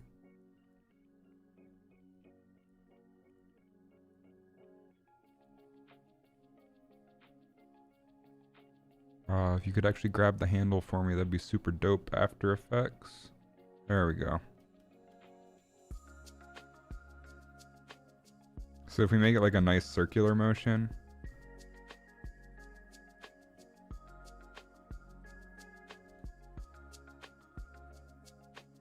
Then it still doesn't match up perfectly.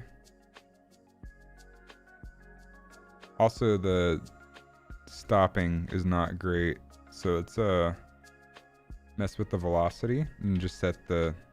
Oh, we don't even need these to be easing in and out. Just make it a nice circle. After Effects is such an intuitive, cool program. Now the path still doesn't match, but what we can do to sort of cheat it, I think I still have it. I think I have it installed.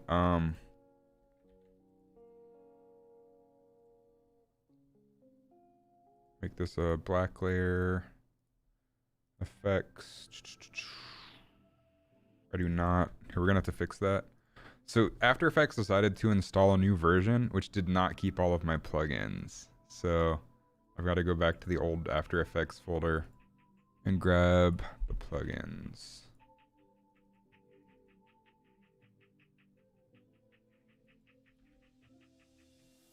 There's just a thing you got to do with After Effects. I have a really cool lens flare plugin from Video Copilot. Anybody who uses After Effects regularly is familiar with it.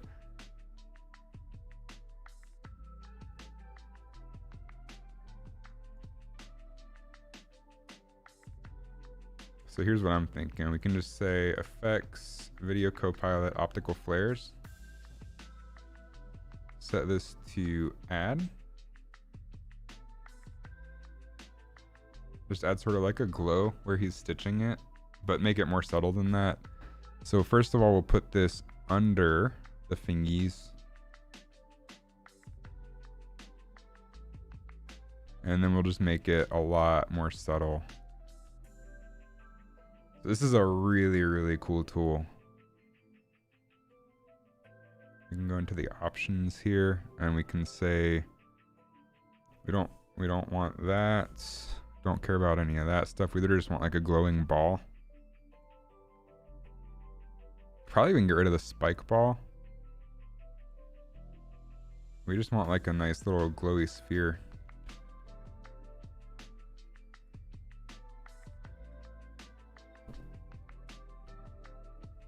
And then we can change the brightness of it.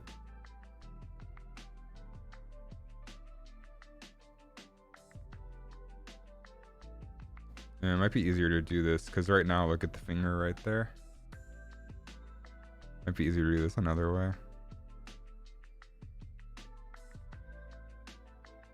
Just need to change the fall off. Or the scale. You can change the scale down and then turn the brightness up. That was not the play.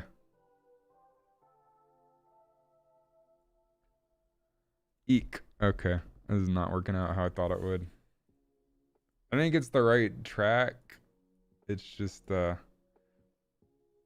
gonna blend well there. I'll have to make my own little glow thing, which is fine. It's not hard. It's actually really easy. I can just say I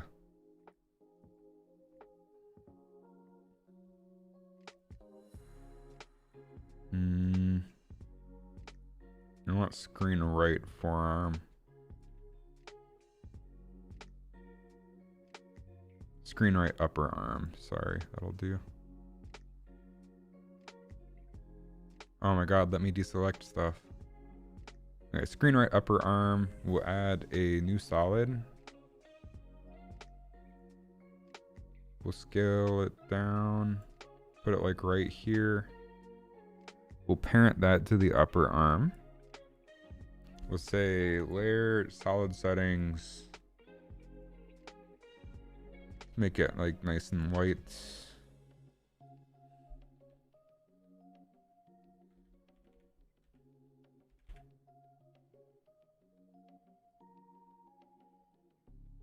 Up the feather.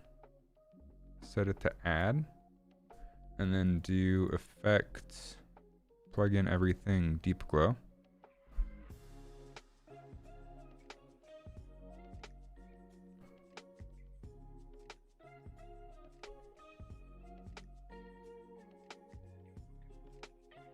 Oh shit.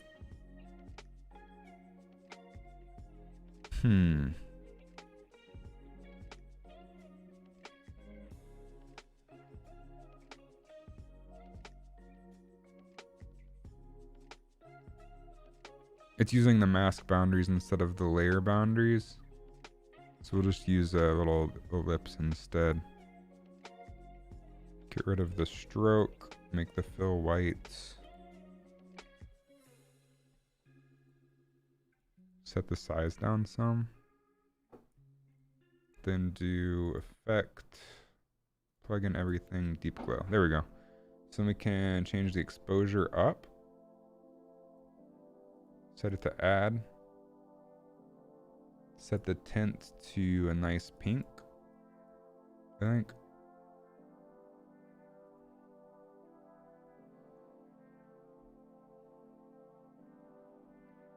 Set the radius down.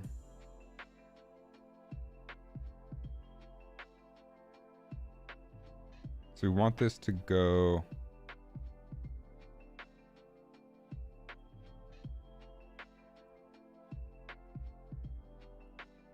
like right there.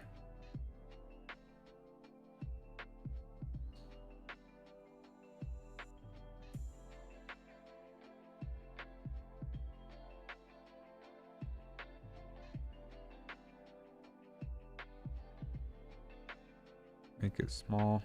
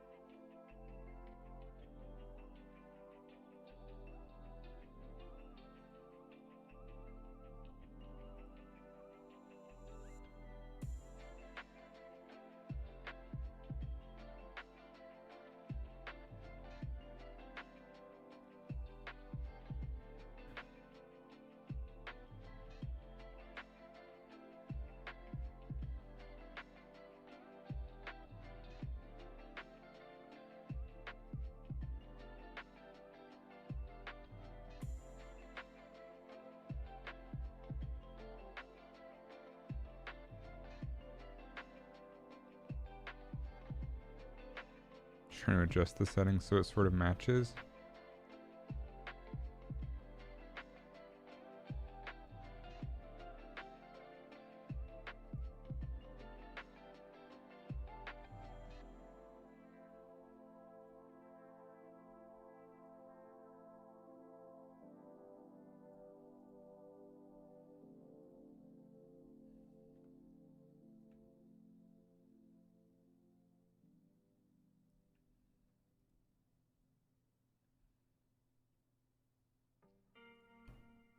Then we can take this and make it child. That doesn't really work. Damn. I'll figure it out. I'll just reanimate the path later. Or adjust the path later. So it matches better.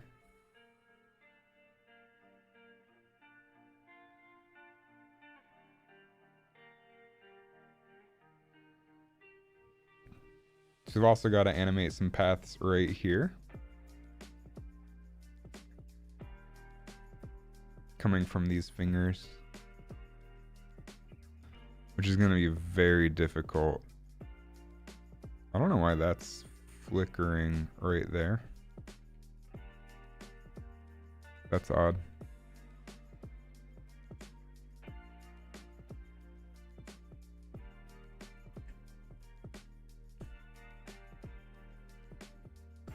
Oh well, let's work on these paths. So you've got one sort of going into the circle. I think before we do these paths, we're going to need to animate the thingies. Fortunately, I have those on separate layers. So we have these thingies, which we can animate with a nice puppet layer. Got those thingies. Yeah, okay, so let's do some puppet magic. So for this, we're going to select our little puppet pen tool. Add one right there, one right there, one right there, one right there, one right there. That should be pretty good. That'll give us options. Will it blend? That's the question. Always, it always blends, right? You can also add another center one right here just to give us more control.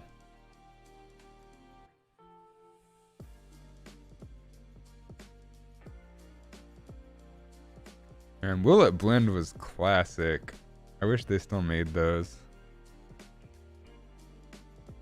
I loved the glow stick one with the blend tech blender where he essentially just made a lantern by blending a glow stick. That was some funny shit. Classic. And then they always had the classic music.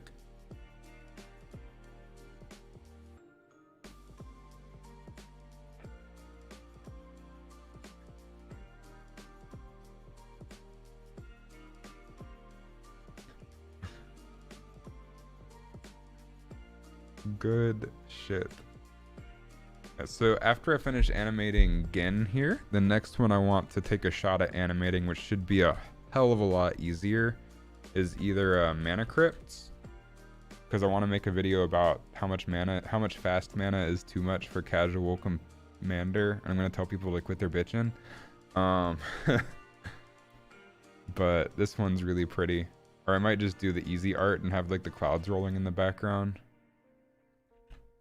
Then the other one I want to do is Emil the Blessed, because I just built a deck around this. It's just a pretty unicorn. It's a really cool unicorn though. You can pay 3 to blink any creatures on your board. And the benefit to that is a lot of creatures have effects like when it enters the battlefield, destroy target artifact, exile target creature. Which there's a really cool one called Fiend Hunter, which looks like this. Which since the enters the battlefield and leaves the battlefield are separate triggers, what you can do is have him enter the battlefield, put the exiling another creature trigger on the stack, then in response to that, exile him again. So the leaves the battlefield trigger happens first. So it'll say when he leaves the battlefield, return it to its owner's control, which there's nothing to return because nothing's been exiled yet. Then the first trigger will stack, and it'll permanently exile the other creature no matter what, which is hilarious. It's just a way to say screw you and your goddamn giant monster. Looks like a Pegasus unicorn. Yeah, it's pretty dope art. The artists for Magic are so talented. One of my favorite arts ever is this one. This is a special full art version of a really powerful card. It's just, oh wait, you can't see it because it's under the chat. But it's just really, really pretty. I want that in foil. I would love to have a copy of it. I don't have a copy of it. But the problem with buying that one is Force of Will with the old art by itself is already just a really expensive card. Like market price is $111. So buying the full art borderless one in foil, it's like $300. Eek. But it's pretty. It's a pretty piece of cardboard.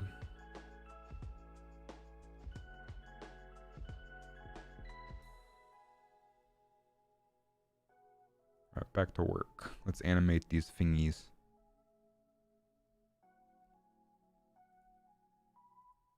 So we'll just say, yeah, it's a steep price for a piece of cardboard. Yep. It wouldn't be the most expensive card I own. I would just rather buy unique cards that I don't already own versions of than buying a fancy version of something I already own, if that makes sense.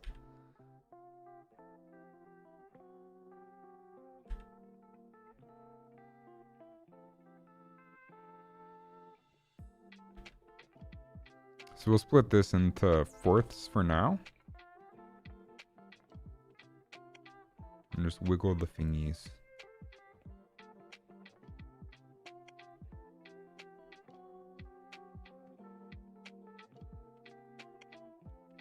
Wiggly thingies. We needed the wiggly thingies. So let's see how that looks. We'll probably need to add some ease in and out. Definitely add some ease in and out. But just adding like some wiggly thingies. Sick.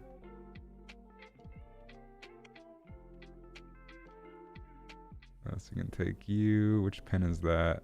Pen 6. Normally you'd want to label these. We'll just say like 0 by 35 would probably be a good ease amount. A lot of people like to use the graph editor for this. I fucking hate the graph editor in After Effects. Blender, that's another story. That graph editor is gorgeous. But this graph editor makes me want to hurt myself.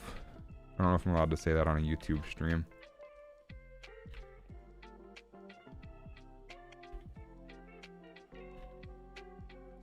So just modifying the ease in and out values works better for me.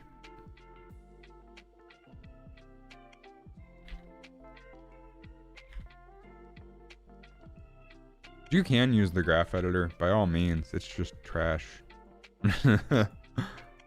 Which I know. That's like heresy or whatever the hell you call it. Blasphemy.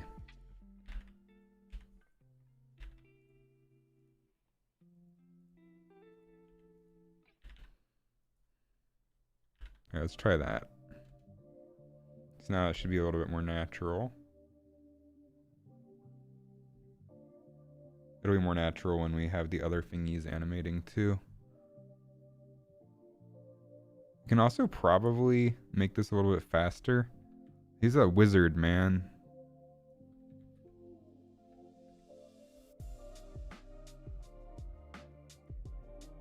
Double the speed of the thingy wiggles. Whoops, I didn't double both. I just doubled the one joint. No, it looks like he has a worm finger. Oh no. Good speed though.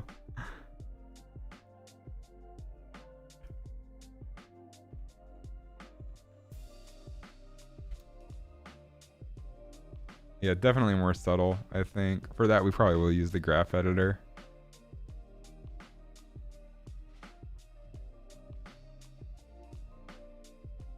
So we can just take all of these ones and move them up by like half. And then do the same for this one.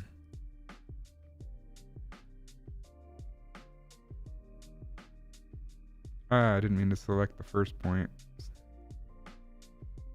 Or the last point. See, this is why I hate this graph editor. It's trash.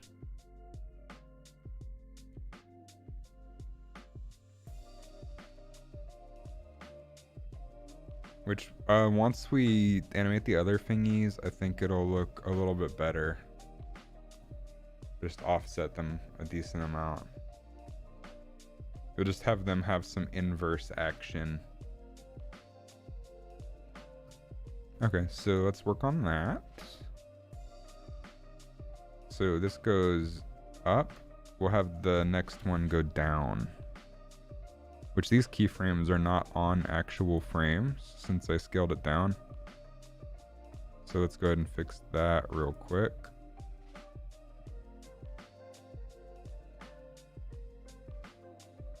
Center that a little bit more.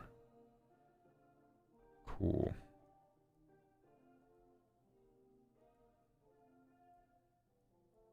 Wait, is that? Yeah, that is correct.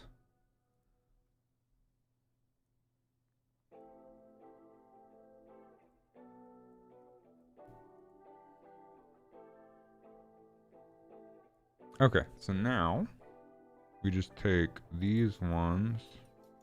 This one we don't want to move, it's just these two. So move these up in the list just so they're right next to each other.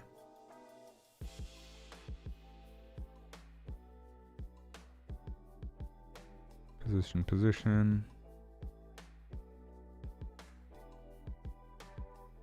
And insert position keyframes.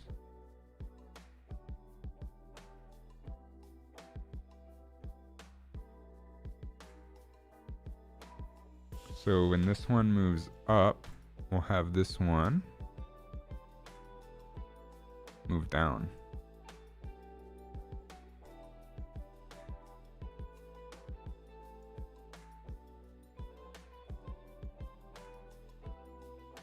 Which we will smooth this out, do not worry. Let's just see what it looks like currently.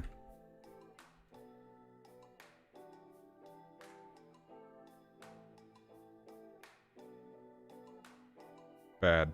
It looks bad.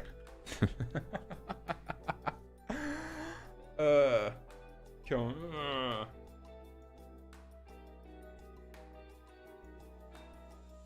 And I think it'll look better when the other ones are animated too, maybe? I don't know. I might be relying on too much here. More subtle again? Yeah, probably. Or overkill.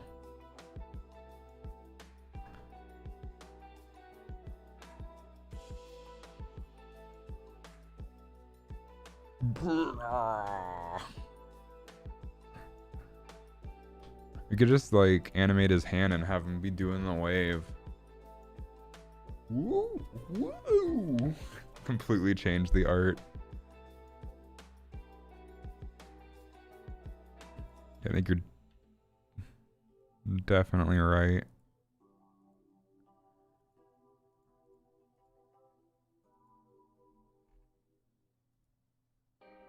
Oh, we also need to make these in and out.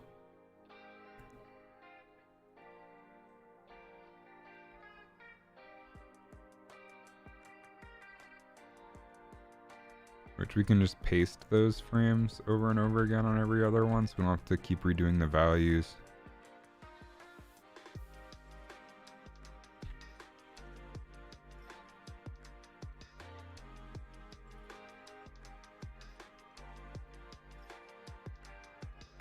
Only have to do it 4 times instead of a bajillion.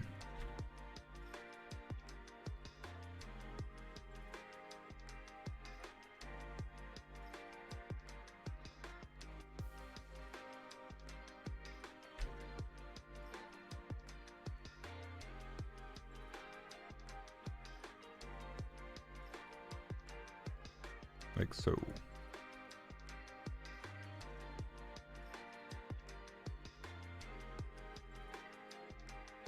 I think the other problem here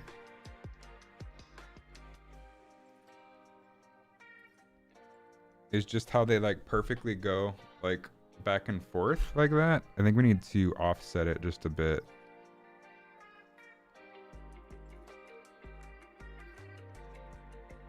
Make it a little bit less consistent. Just stick the frames around some.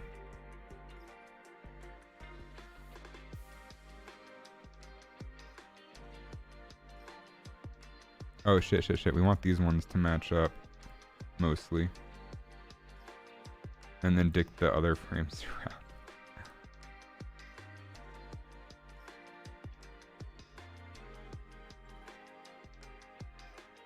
So now there's like some offset between the fingers.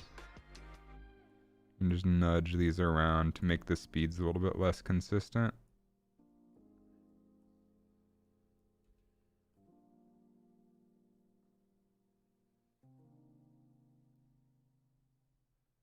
Add some nice overlapping action.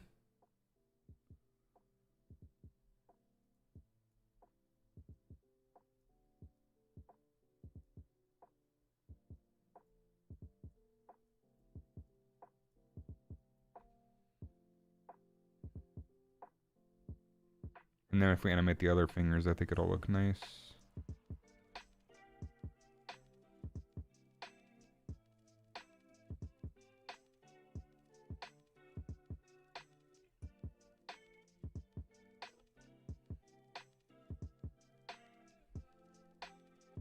This one's getting a little bit more complicated to animate just because of the way the art's set up. I should have separated out this finger too. But you know, oh well. Sometimes deal with what you're given, or deal with what you give yourself.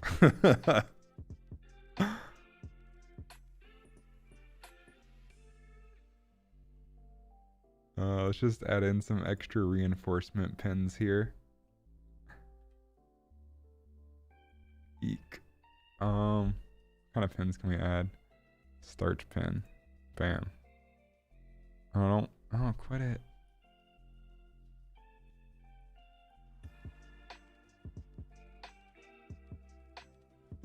Let's see. At least that doesn't like bend the other finger. I think we're okay.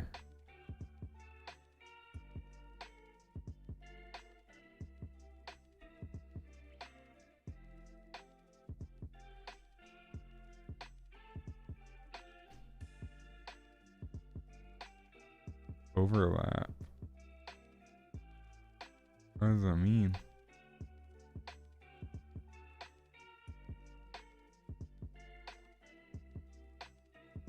I don't know what this means.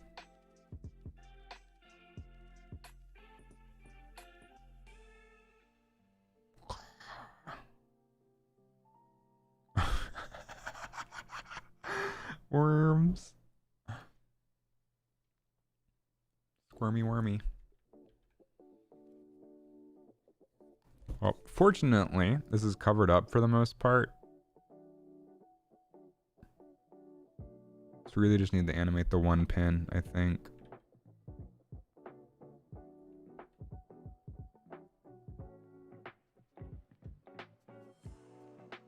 That'll work.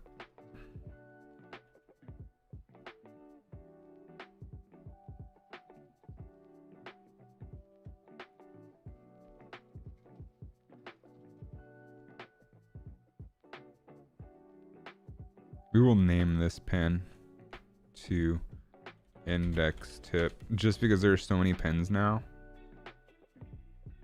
Oh wait, no, this is middle tip. Then we'll name this one to index tip. A name that has up until this point never ever been suggested for any other piece of this, of course. Go here. Set the position keyframes. This one's we can do in thirds, I think.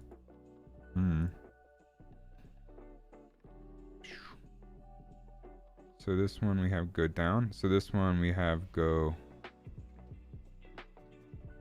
up. and then down.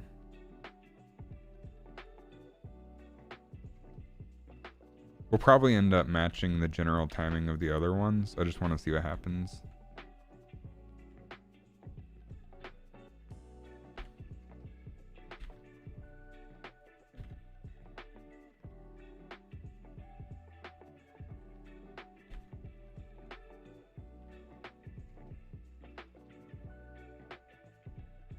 What is MTG? Magic the Gathering. It's a card game. Yeah, we're definitely gonna wiggle this in the same time code as the others. Yeah, so I'm animating this, oh, that's not it. This Magic the Gathering card. I cut it up into pieces in Photoshop, and I'm working on adding my own light trails and stuff. Do I official work for them? No, this is just for my own YouTube video. I do not work for them.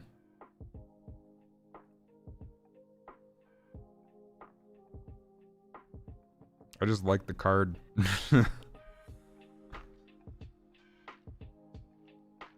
Thingies. Alright, so we'll go down.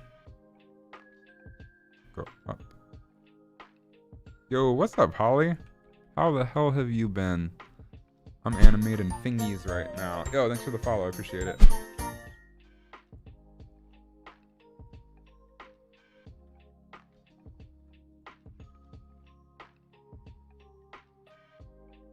Going on the second monitor. I appreciate that.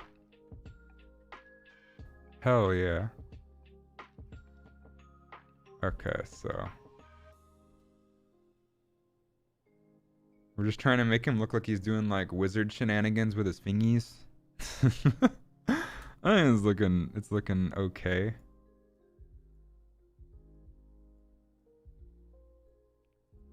Not too bad. Not bad.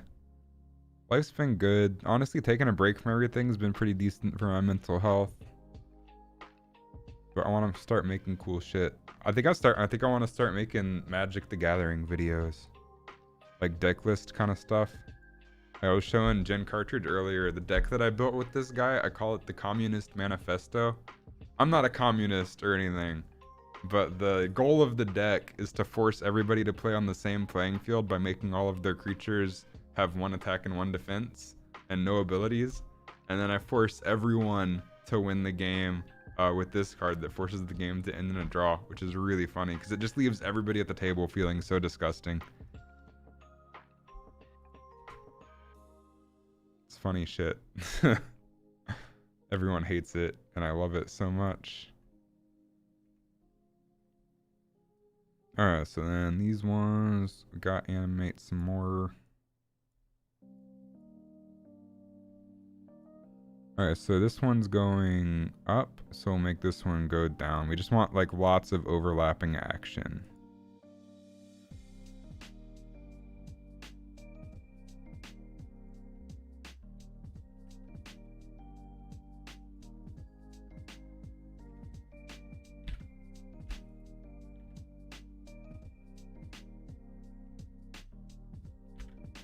What are you been up to these days, Holly?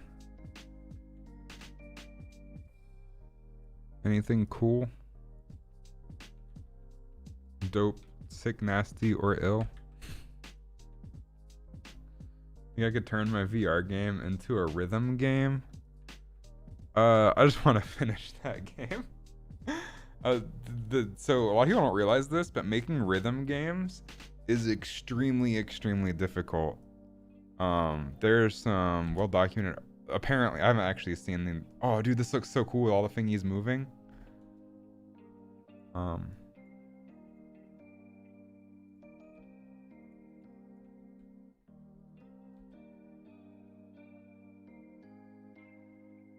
He looks like a wizard. Now we just have to have like the little energy paths coming off.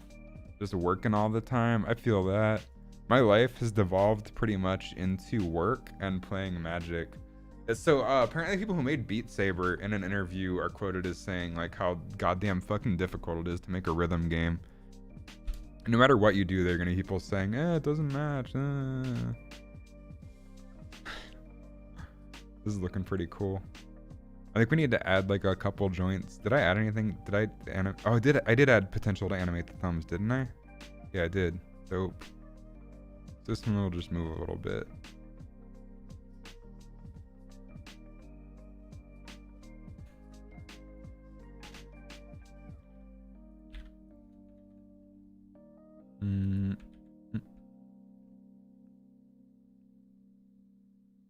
So we went down, so we'll go up. We just want like inverse action on all the thingies.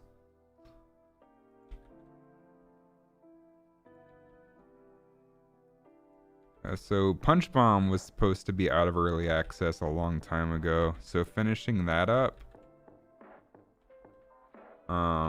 is a goal for this year. I just was really, I think I have ADHD because I can really only work on things that I'm interested in, like at that point in time.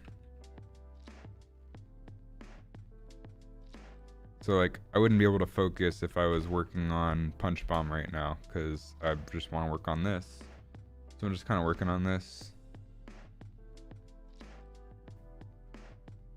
And I figured I'd go live to work on it because it would be fun. And I made this neat little new overlay where I'm like chrisfolia.exe. That's an application everyone should have on their PC. I could be like the new Windows paperclip.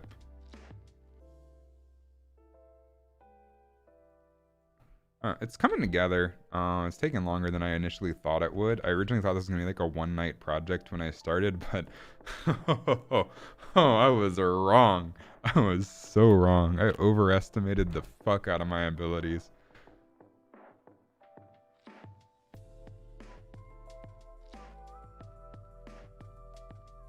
Download what? chrisfolia.exe. I was saying I could be like the new Microsoft Word paperclip.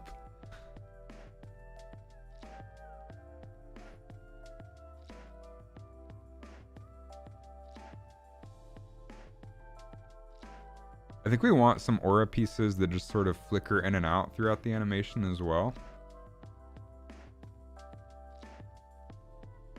You're finally getting a gaming PC? Hell yeah, we can play Fortnite together. Do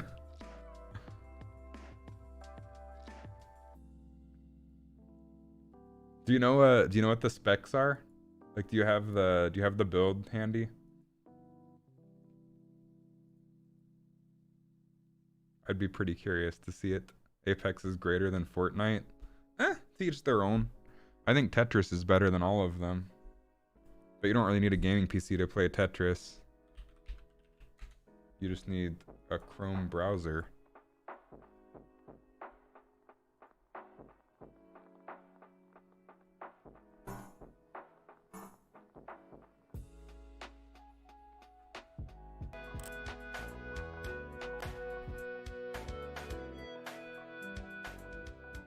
They were smart making it more sandbox than BR. It's really cool, like all the functionality they have added for making your own modes. I haven't played Tetris in a minute. I'm gonna be slow. Trying to imagine Chris as the new Microsoft Clippy. Excuse me, it appears as though you're trying to do something other than playing Tetris. You might want to fix that. Do you want help fixing that? I'd be happy to help you fix that.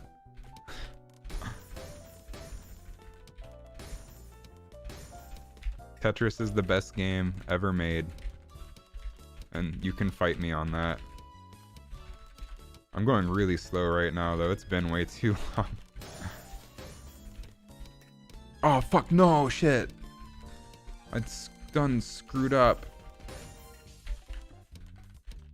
This is embarrassing. In front of the crew. I screwed up in front of the crew. Oh, how embarrassing.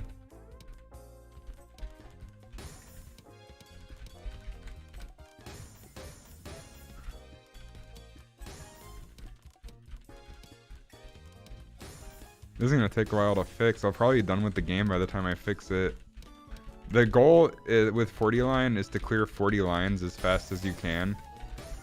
My best on here is 58 seconds. She's having a baby, so she's giving it to you. Oh my god, that's awesome. What a benefit of... First of all, First of all, you get to be an ant. Second of all, you get a free game, and more importantly, you get a free gaming PC out of it. That sounds like a great deal. Are you gonna be the cool ant? I get to be the cool uncle, which is pretty cool. It's nice, like, not having your own kids. You just go, like, give lots of sugar to your siblings' kids. That's the way to live. I don't think I would be a very good dad. Could you imagine?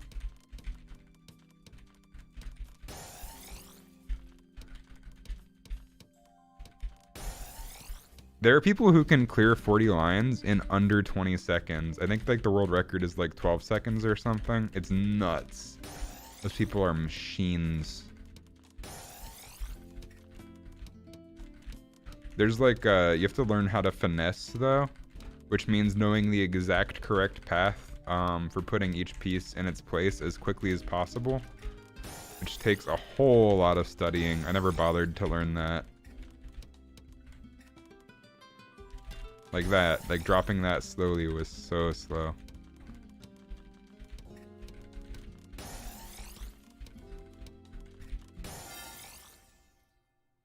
Your brother needs to hurry up and have a child before you get old. Your knees going out at 18. Eek. Gonna be such a cool aunt. Already planning matching outfits for you and your nephew. I'm gonna need some pictures of that. I have a picture of me with my little niece and nephew. So I went to Universal for Halloween Horror Nights, and I bought my nephew a dinosaur, and I bought my niece the unicorn from Despicable Me. My niece and nephew are so freaking cute. You can buy a new knee. That is the power of modern medical technology.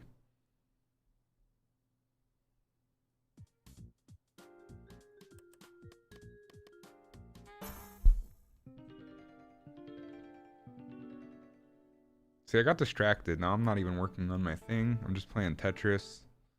It's shameful.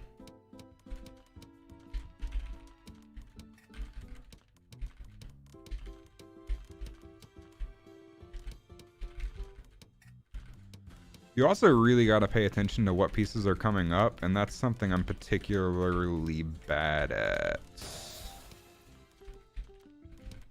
Because you gotta, like, even if it's the wrong place to put it, you gotta know exactly where you're putting things if you're trying to do this fast.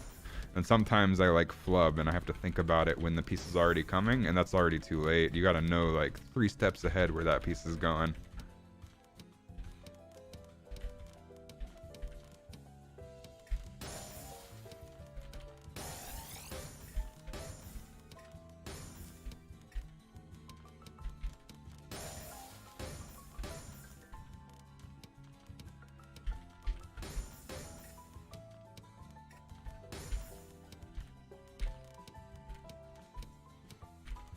I'm also just out of practice. It's been a minute since I've actually played Tetris.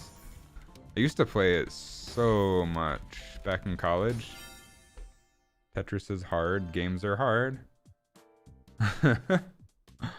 Games are hard. Animation is easy, so let's keep animating. Alright. So we need one thingy to go this direction. One little thingy went to the market. One little thingy went this way. I don't even know where this strip is coming.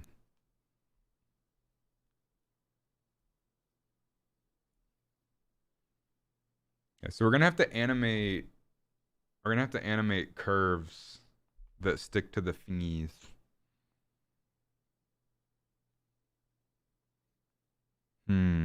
That's gonna be complicated. Let's get started. Oh, music. Hope I don't get claimed for the music on the Tetris site. It's not the official Tetris, it's a fake offshoot Tetris, so they probably have royalty-free music.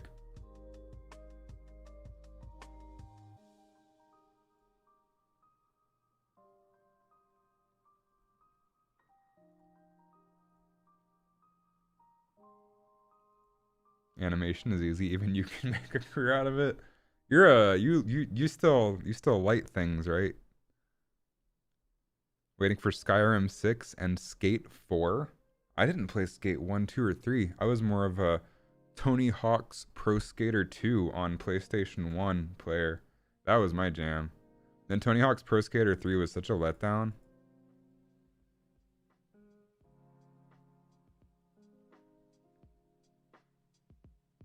You're a lighter, never claimed to be a good one. Well, they pay you for it, so you must be at least pretty decent.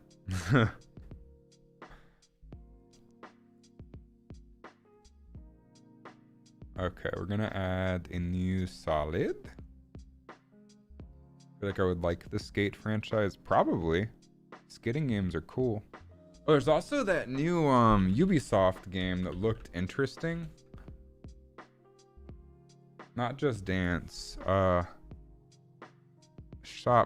Riders Republic. It's like a big open world action sports game. So you can ride bikes, you can snowboard, you can do all this shit. It seemed pretty cool. The graphics looked neat. You just trick companies into hiring you? You gotta teach me your ways. How do I trick a company into giving me $5 million? That's the trick.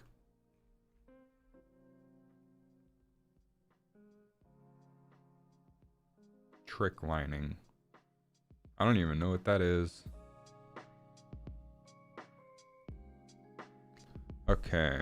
Can turn on our reference, set the opacity here to like 50, and let's just start tracing.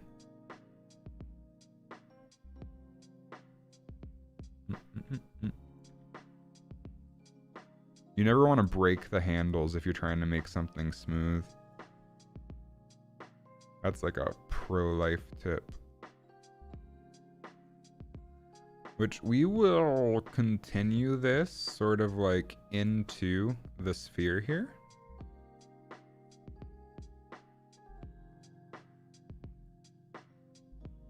We're gonna take a few liberties with our animation. 'Cause you gotta take liberties sometimes. That's just how it be, yo.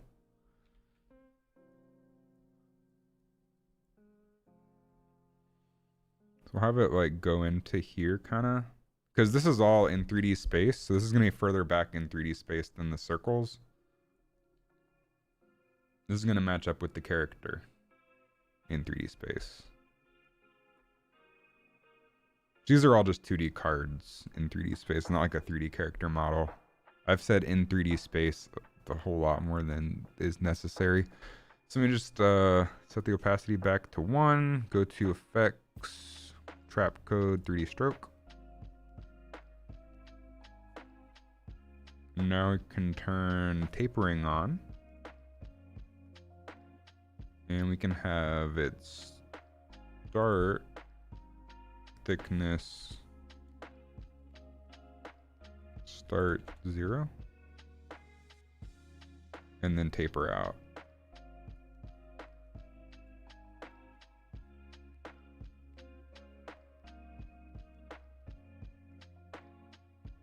Like 25 maybe.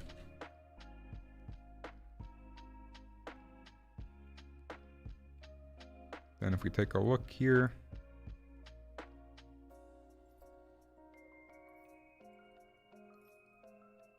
we're going to want to turn the thickness down.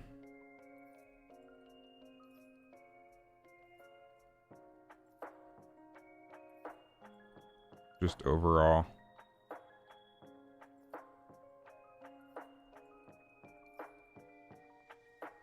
It's starting to come together though, like all the shapes and stuff are looking nice.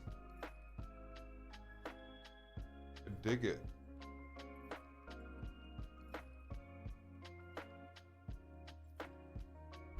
The only problem here is if we move the camera. Actually, it all sticks together pretty well. What's up, Benzalot? How's it going? It has been a minute, but that's my own damn fault, because I've been absent. I think this looks pretty cool. You're enjoying your day off for the week. Nice.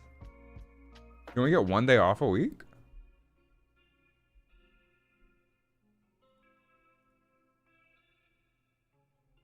And it's supposedly like some national holiday or some shit soon. I think it's like Veterans Day or something. Looking pretty damn cool. Thank you, Holly. We'll get there eventually. For anybody who's catching up, I'm animating a magic card for a potential video that I want to make, going over the deck list that I made for this character. And I thought it would be cool introducing... The format of the game is called Commander. You choose one legendary creature to be your commander, and then you build a deck around that. So I wanted to take the commander and make it animated for the video, because he is my commander. So it is an NFT. I feel like Wizards of the Coast would have something to say about that. They would probably be like, hell nah, you're getting sued. We're taking all the cash. Alright, so then matching the reference, this needs to be a little bit transparent, and then we can make like a thicker overlay version of the stroke. So we'll go ahead and duplicate this. Right. Take the first one, make it about like 50% opaque, give it a gradient. Looks like it goes from green from his fingers to pink to orange. So we'll do that. We'll go ahead and disable the second stroke. We'll say overpath. We'll change the color ramp to go from green. I just figured out how to use this like 3D stroke plugin tonight, and it's been really cool. Green to pink to orange. I think the green's a little bit drastic. I think it needs to be more like a turquoise is what it looked like. Something like that. Yeah. And make it start getting pink sooner. And then we can up the thickness. And then we can have it sort of taper a little bit more at the beginning for this one.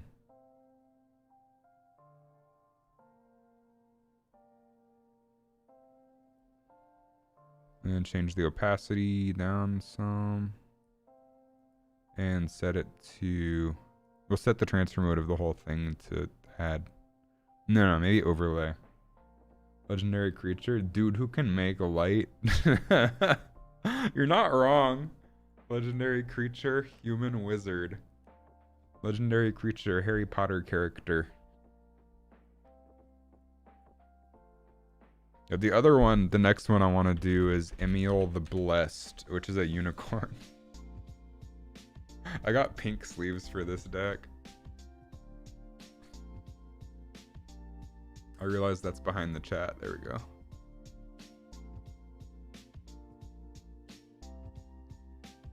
I just want to like make the hair blow in the breeze and have the head like nod up and down maybe. This one would be a lot easier to animate than the one I'm currently working on.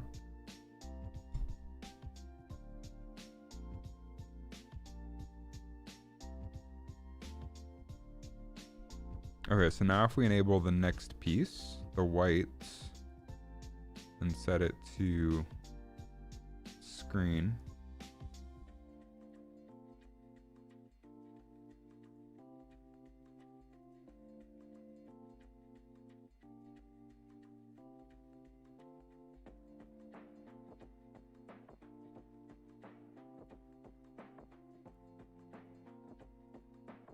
You can make the horn glow pulse a little too. Oh yeah, yeah. It would also have like the light in the background sort of dapple like God rays do in real life as the leaves interact with them. Maybe make the legs move a little bit. Don't know anything about these cards, but they look pretty, so you want them. Oh, I can show you a really pretty one. I can show you some really pretty ones.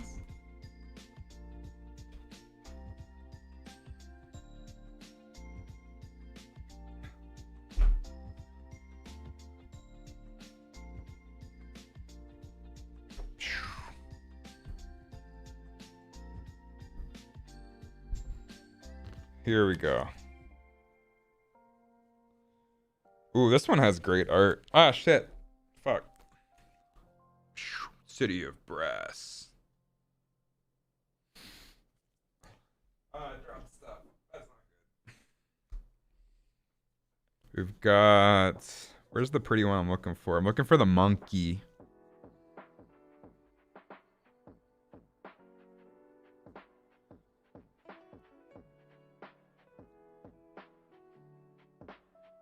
We have a dockside extortionist.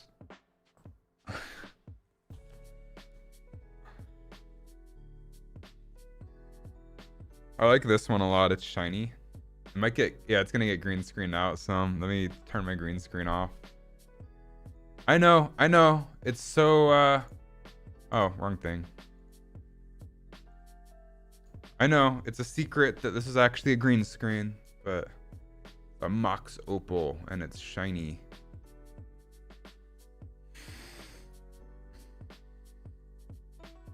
Oh, I really like this one. This one's the Chrome Mox. And it's shiny as well.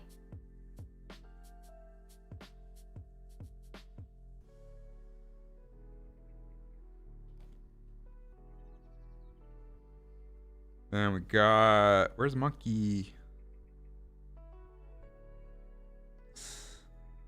There he is. It's Ragavan, Nimble Pilferer. Is a monkey. And he's shiny. This game has such good art.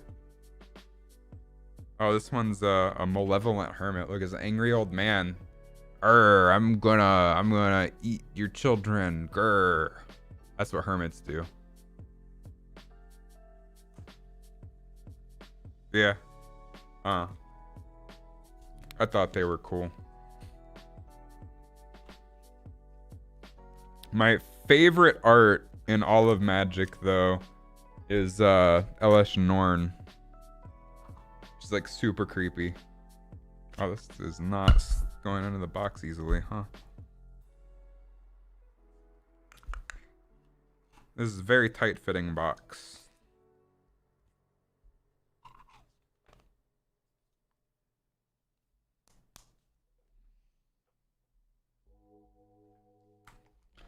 So, let me turn my green screen back on. My favorite art in all of Magic is probably Elish Norn. It's like so elegant and so creepy at the same time. It's like straight out of a nightmare. It's great.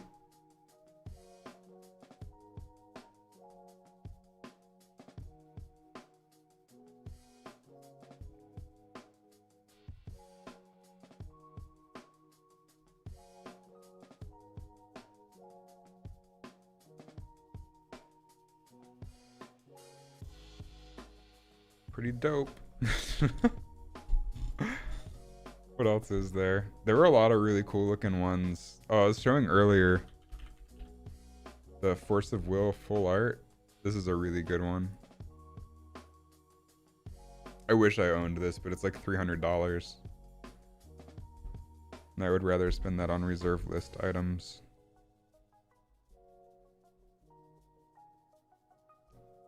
You're afraid, but also aroused. How did that show up here before it showed up in my actual YouTube chat? That's pretty funny.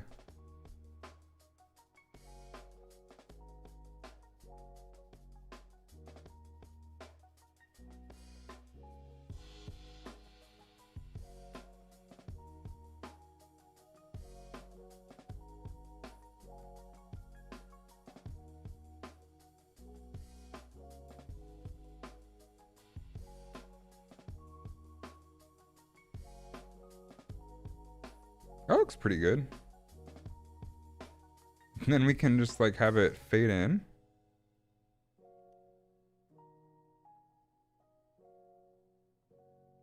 You don't need more. Do not buy Magic cards. I feel like me saying that is counterproductive to eventually getting a YouTube channel sponsored by Wizards, which would be the goal. But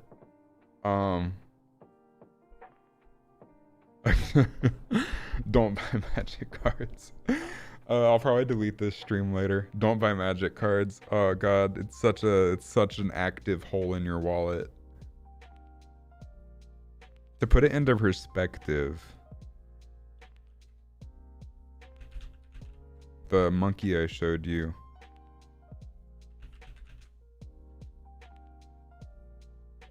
in the foil version, $163 market price. Let me show you some other things that I have lying around. This is my binder of reserve list cards, which means they'll never print them again. They got rid of doing, like, adding stuff to the reserve list, but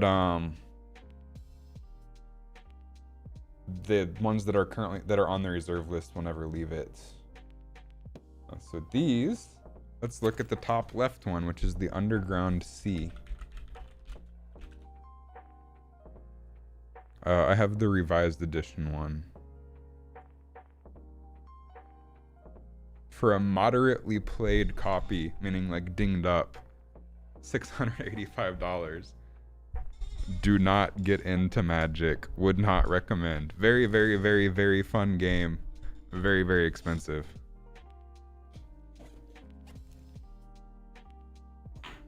And yeah. You can definitely play casually. Like you can just buy like a pre-constructed deck and play with that. But that's how they get you. It's like a gateway drug. Oh yeah, this is really coming together though. So we can just duplicate the 3D stroke. Change the thickness of it.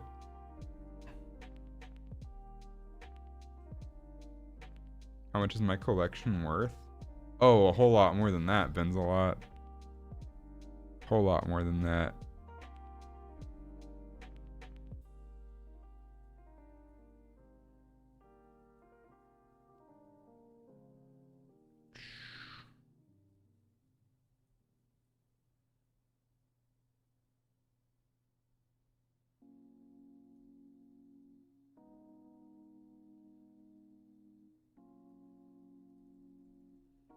Which again is why I would recommend not getting into Magic.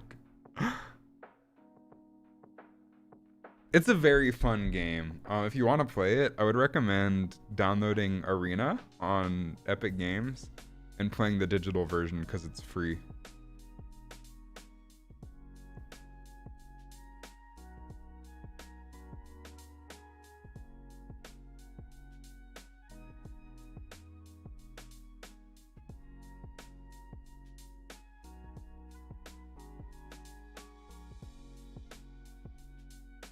That's looking pretty cool. I think we can lower the opacity on these to like 45 so they overlay better. So we want to see the multiple strokes so they feel kind of like painterly. I think we can take the core and make it a little bit thinner even.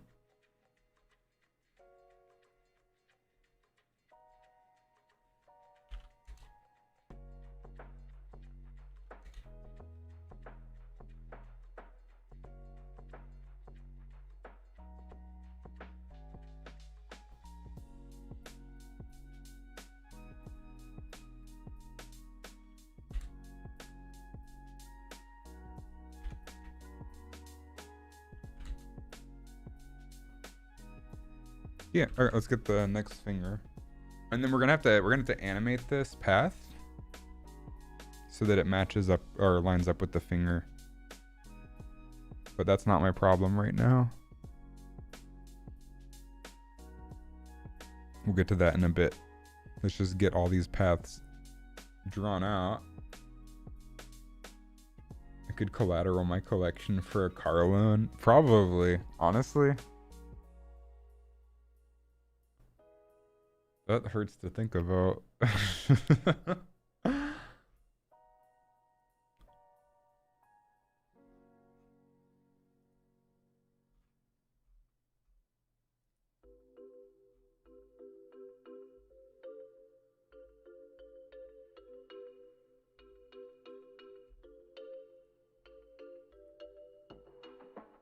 So I'm going to, I wonder if I like draw multiple paths. Oh shit, look at that. I can animate multiple paths on one layer. Oh dude, sick.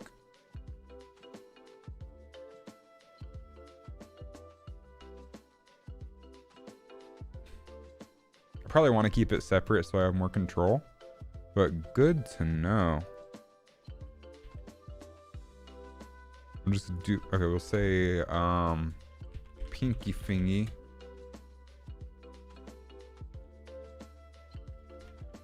Ring fingy.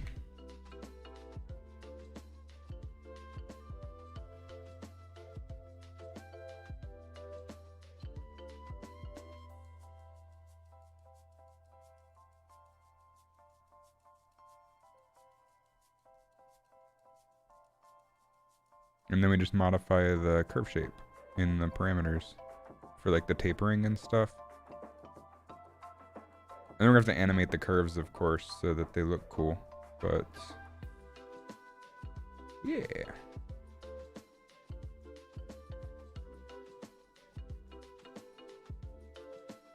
Doing this, I'm just so I wanna since I've been really into Magic lately, I kind of want to start like a Magic the Gathering channel where I can upload like deck lists and stuff. So I figured it would be cool if I'm uploading like a deck list or something. I thought it would be cool to have like the card that it's based around animated. You need production value. Also, just wanted to see if I could do it. It's kind of just for fun. I kind of chose a really, really difficult card to start with, though.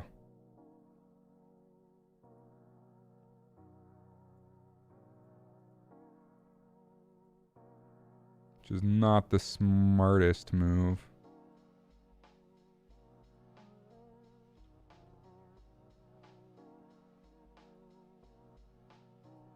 It would have been a whole lot easier to do the unicorn first. Very high production value just for that. Yeah, gotta differentiate yourself somehow. That's all I got going for me, my dude.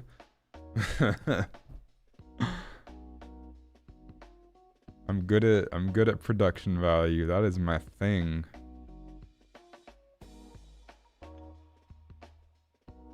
Plus it's just kind of fun. It's kind of a fun challenge.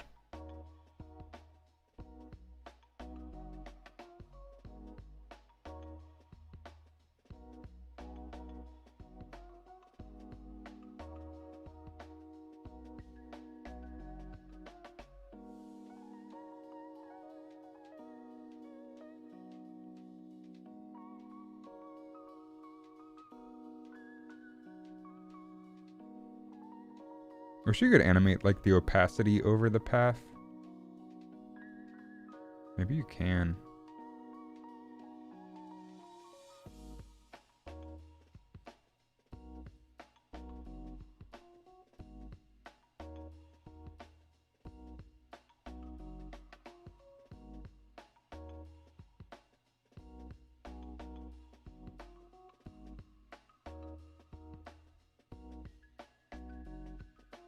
It would also be cool if you could do like feathering over the course of the path. Like say more feathering and less feathering.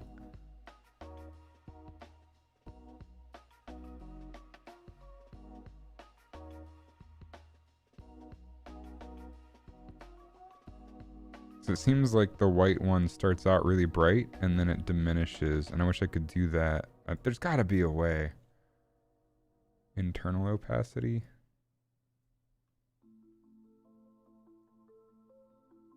Oh, wrong one. Oh, this is Stardew Valley music, right? No, it sounds like Stardew Valley music, but it don't be.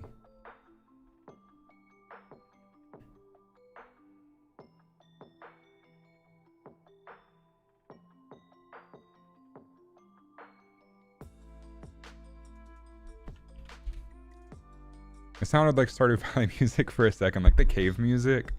Did you see the? You might have been the one who posted it on Discord. The new game from Stardew Valley. Was that even posted on my Discord? The new game from Crafty Ape, the Chocolatier. Haunted Chocolatier. Looked pretty cool. I'm excited.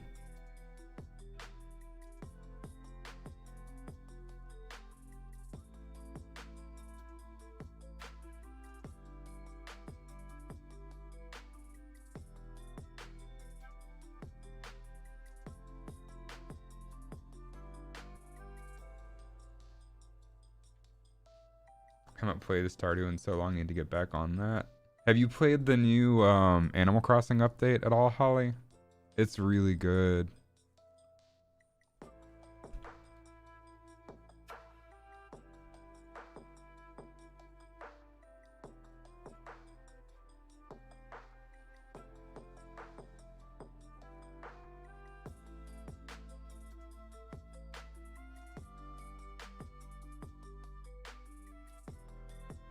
I swear, dude, the chat in OBS is updating faster than the chat on YouTube. Yeah, there's a brand new Animal Crossing update that's gigantic, absolutely gigantic. They added like farming and cooking and new mystery islands and gyroids that you can unlock, and new emotes, new hairstyles, new like design tools, they added a coffee shop to the museum.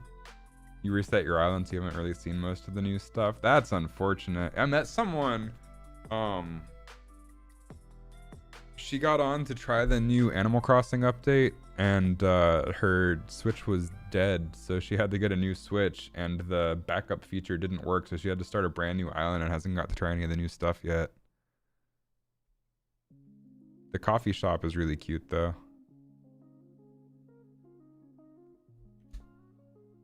So I just gotta animate those paths so they sort of like pulse and radiate or whatever.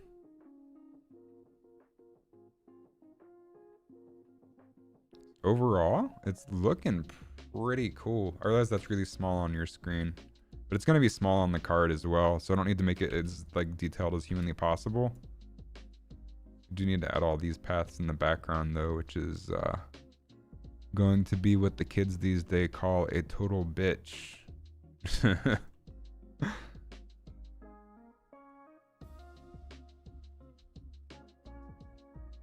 I'll probably call it quits for tonight at like 9 in like 15 minutes or so, and then I'll be back tomorrow night working on this some more.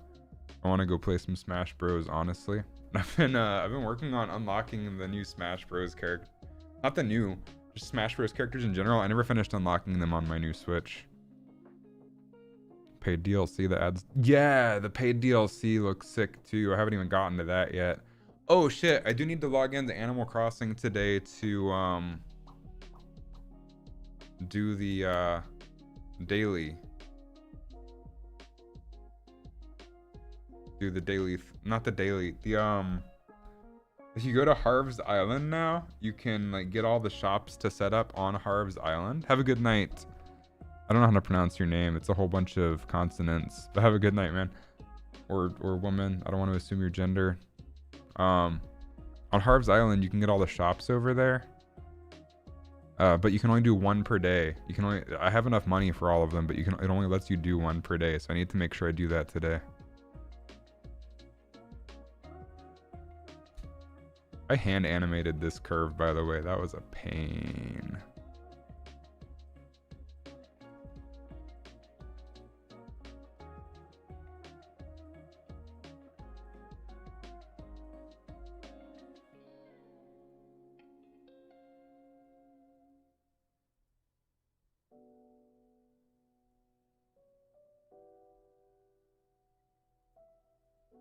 Yeah, let's get this last finger traced and going into the array here. And then we'll call it a night there, I think. Shop setup reminds you of Animal Crossing City Folk. I never played that one. Seems nice that you'll be able to just talk to any shops that you want any day though, rather than having to wait for them. This will be... Oh shit, I did this wrong. This was index thingy.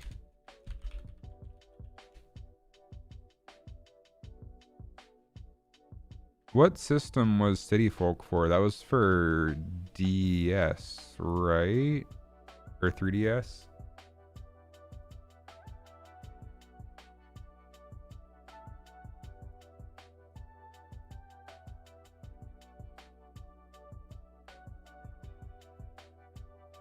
In City Folk, you could take the bus to the city where most of the shops would be set up.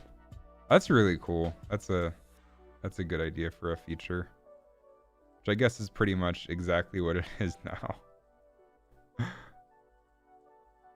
This one just sort of disappears into the circle, huh?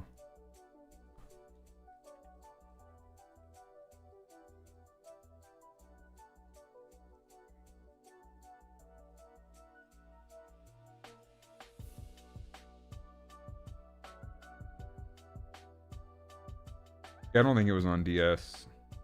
That doesn't sound right. The only Animal Crossing games I played... Let's see a list. List of Animal Crossing games.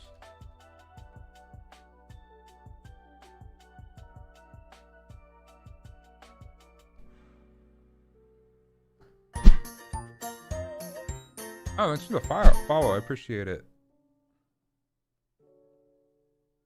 Yeah, so, the one I played was Animal Crossing. I played New Leaf. That was 3DS, right?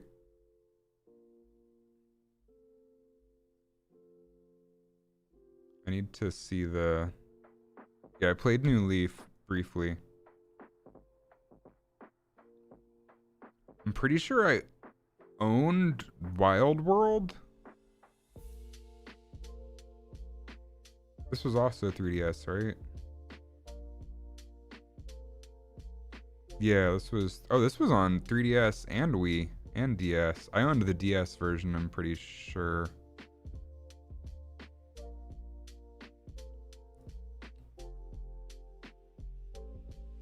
Yeah, so I guess the only one I missed was City Folk. I didn't realize there were only 5 of them. Pocket Camp and Amiibo Festival don't really count as anything. I heard Happy Home Designer was pretty fun though. And the new DLC is pretty much that, except on steroids, right? Oh, it is. The sequel. That makes sense. That makes sense in that case.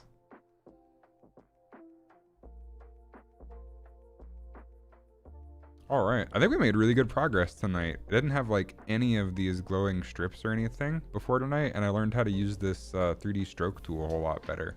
And we got the fingies animated. Look at those wiggly fingies.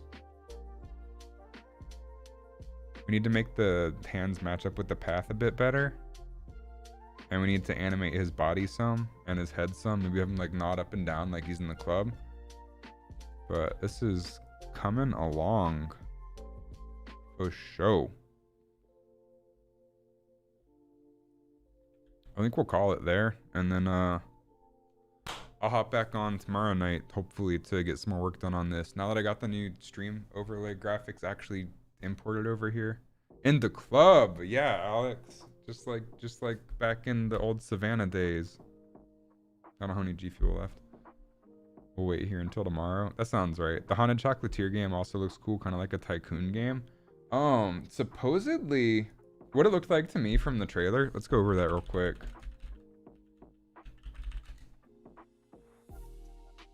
Yeah, what it looked like to me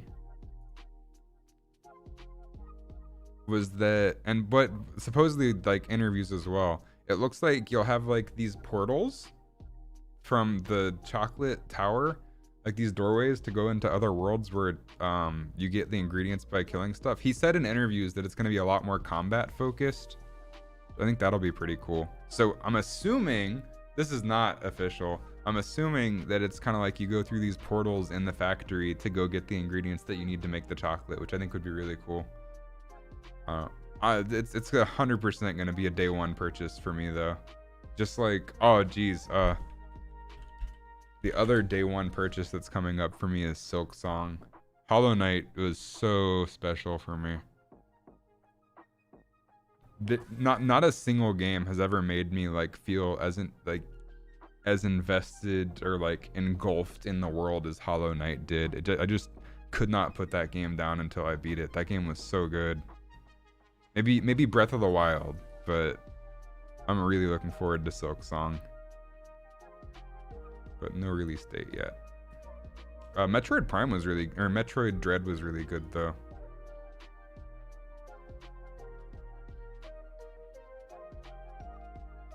Yeah, greater focus on combat.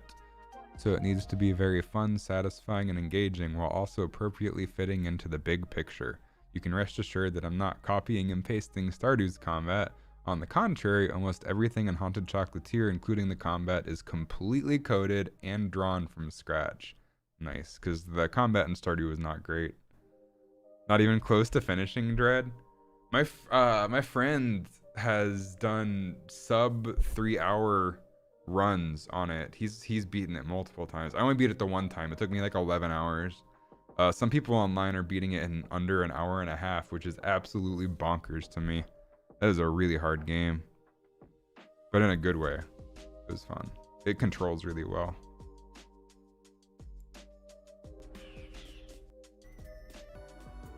This game looks really good. It looks like Stardew, like graphically, it looks and feels a lot like Stardew, which I love. That's kind of to be expected. Sub 3 hour.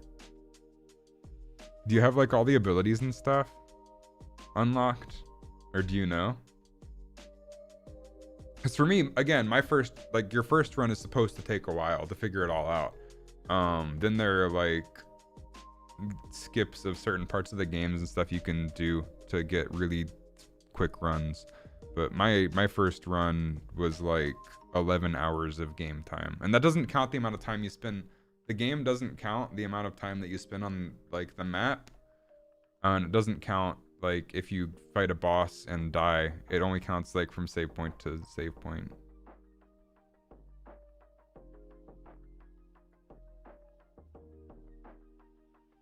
So the play time is actually a lot longer than what the game time says when you at the end of the credits when you beat the game. Anyway, I'm gonna call it there. I'm gonna go lay back in bed and play some Smash Bros. World of Light to unlock all the characters. I'll hopefully be back on tomorrow night. But it was good to talk to you all again. Have a good night, Benzalot, Alex, and Holly. Thanks for hanging out. It was really good to hear from you all.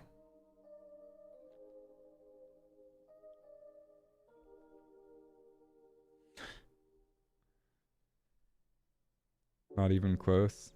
You have the first boss and a couple of scary robots defeated. Okay. My friend keeps telling me to replay Dread, and my brain I want to, but my brain can't convince me to do it, or I can't convince my brain to do it because the goddamn robots give me such bad anxiety. I just can't convince myself to play it again.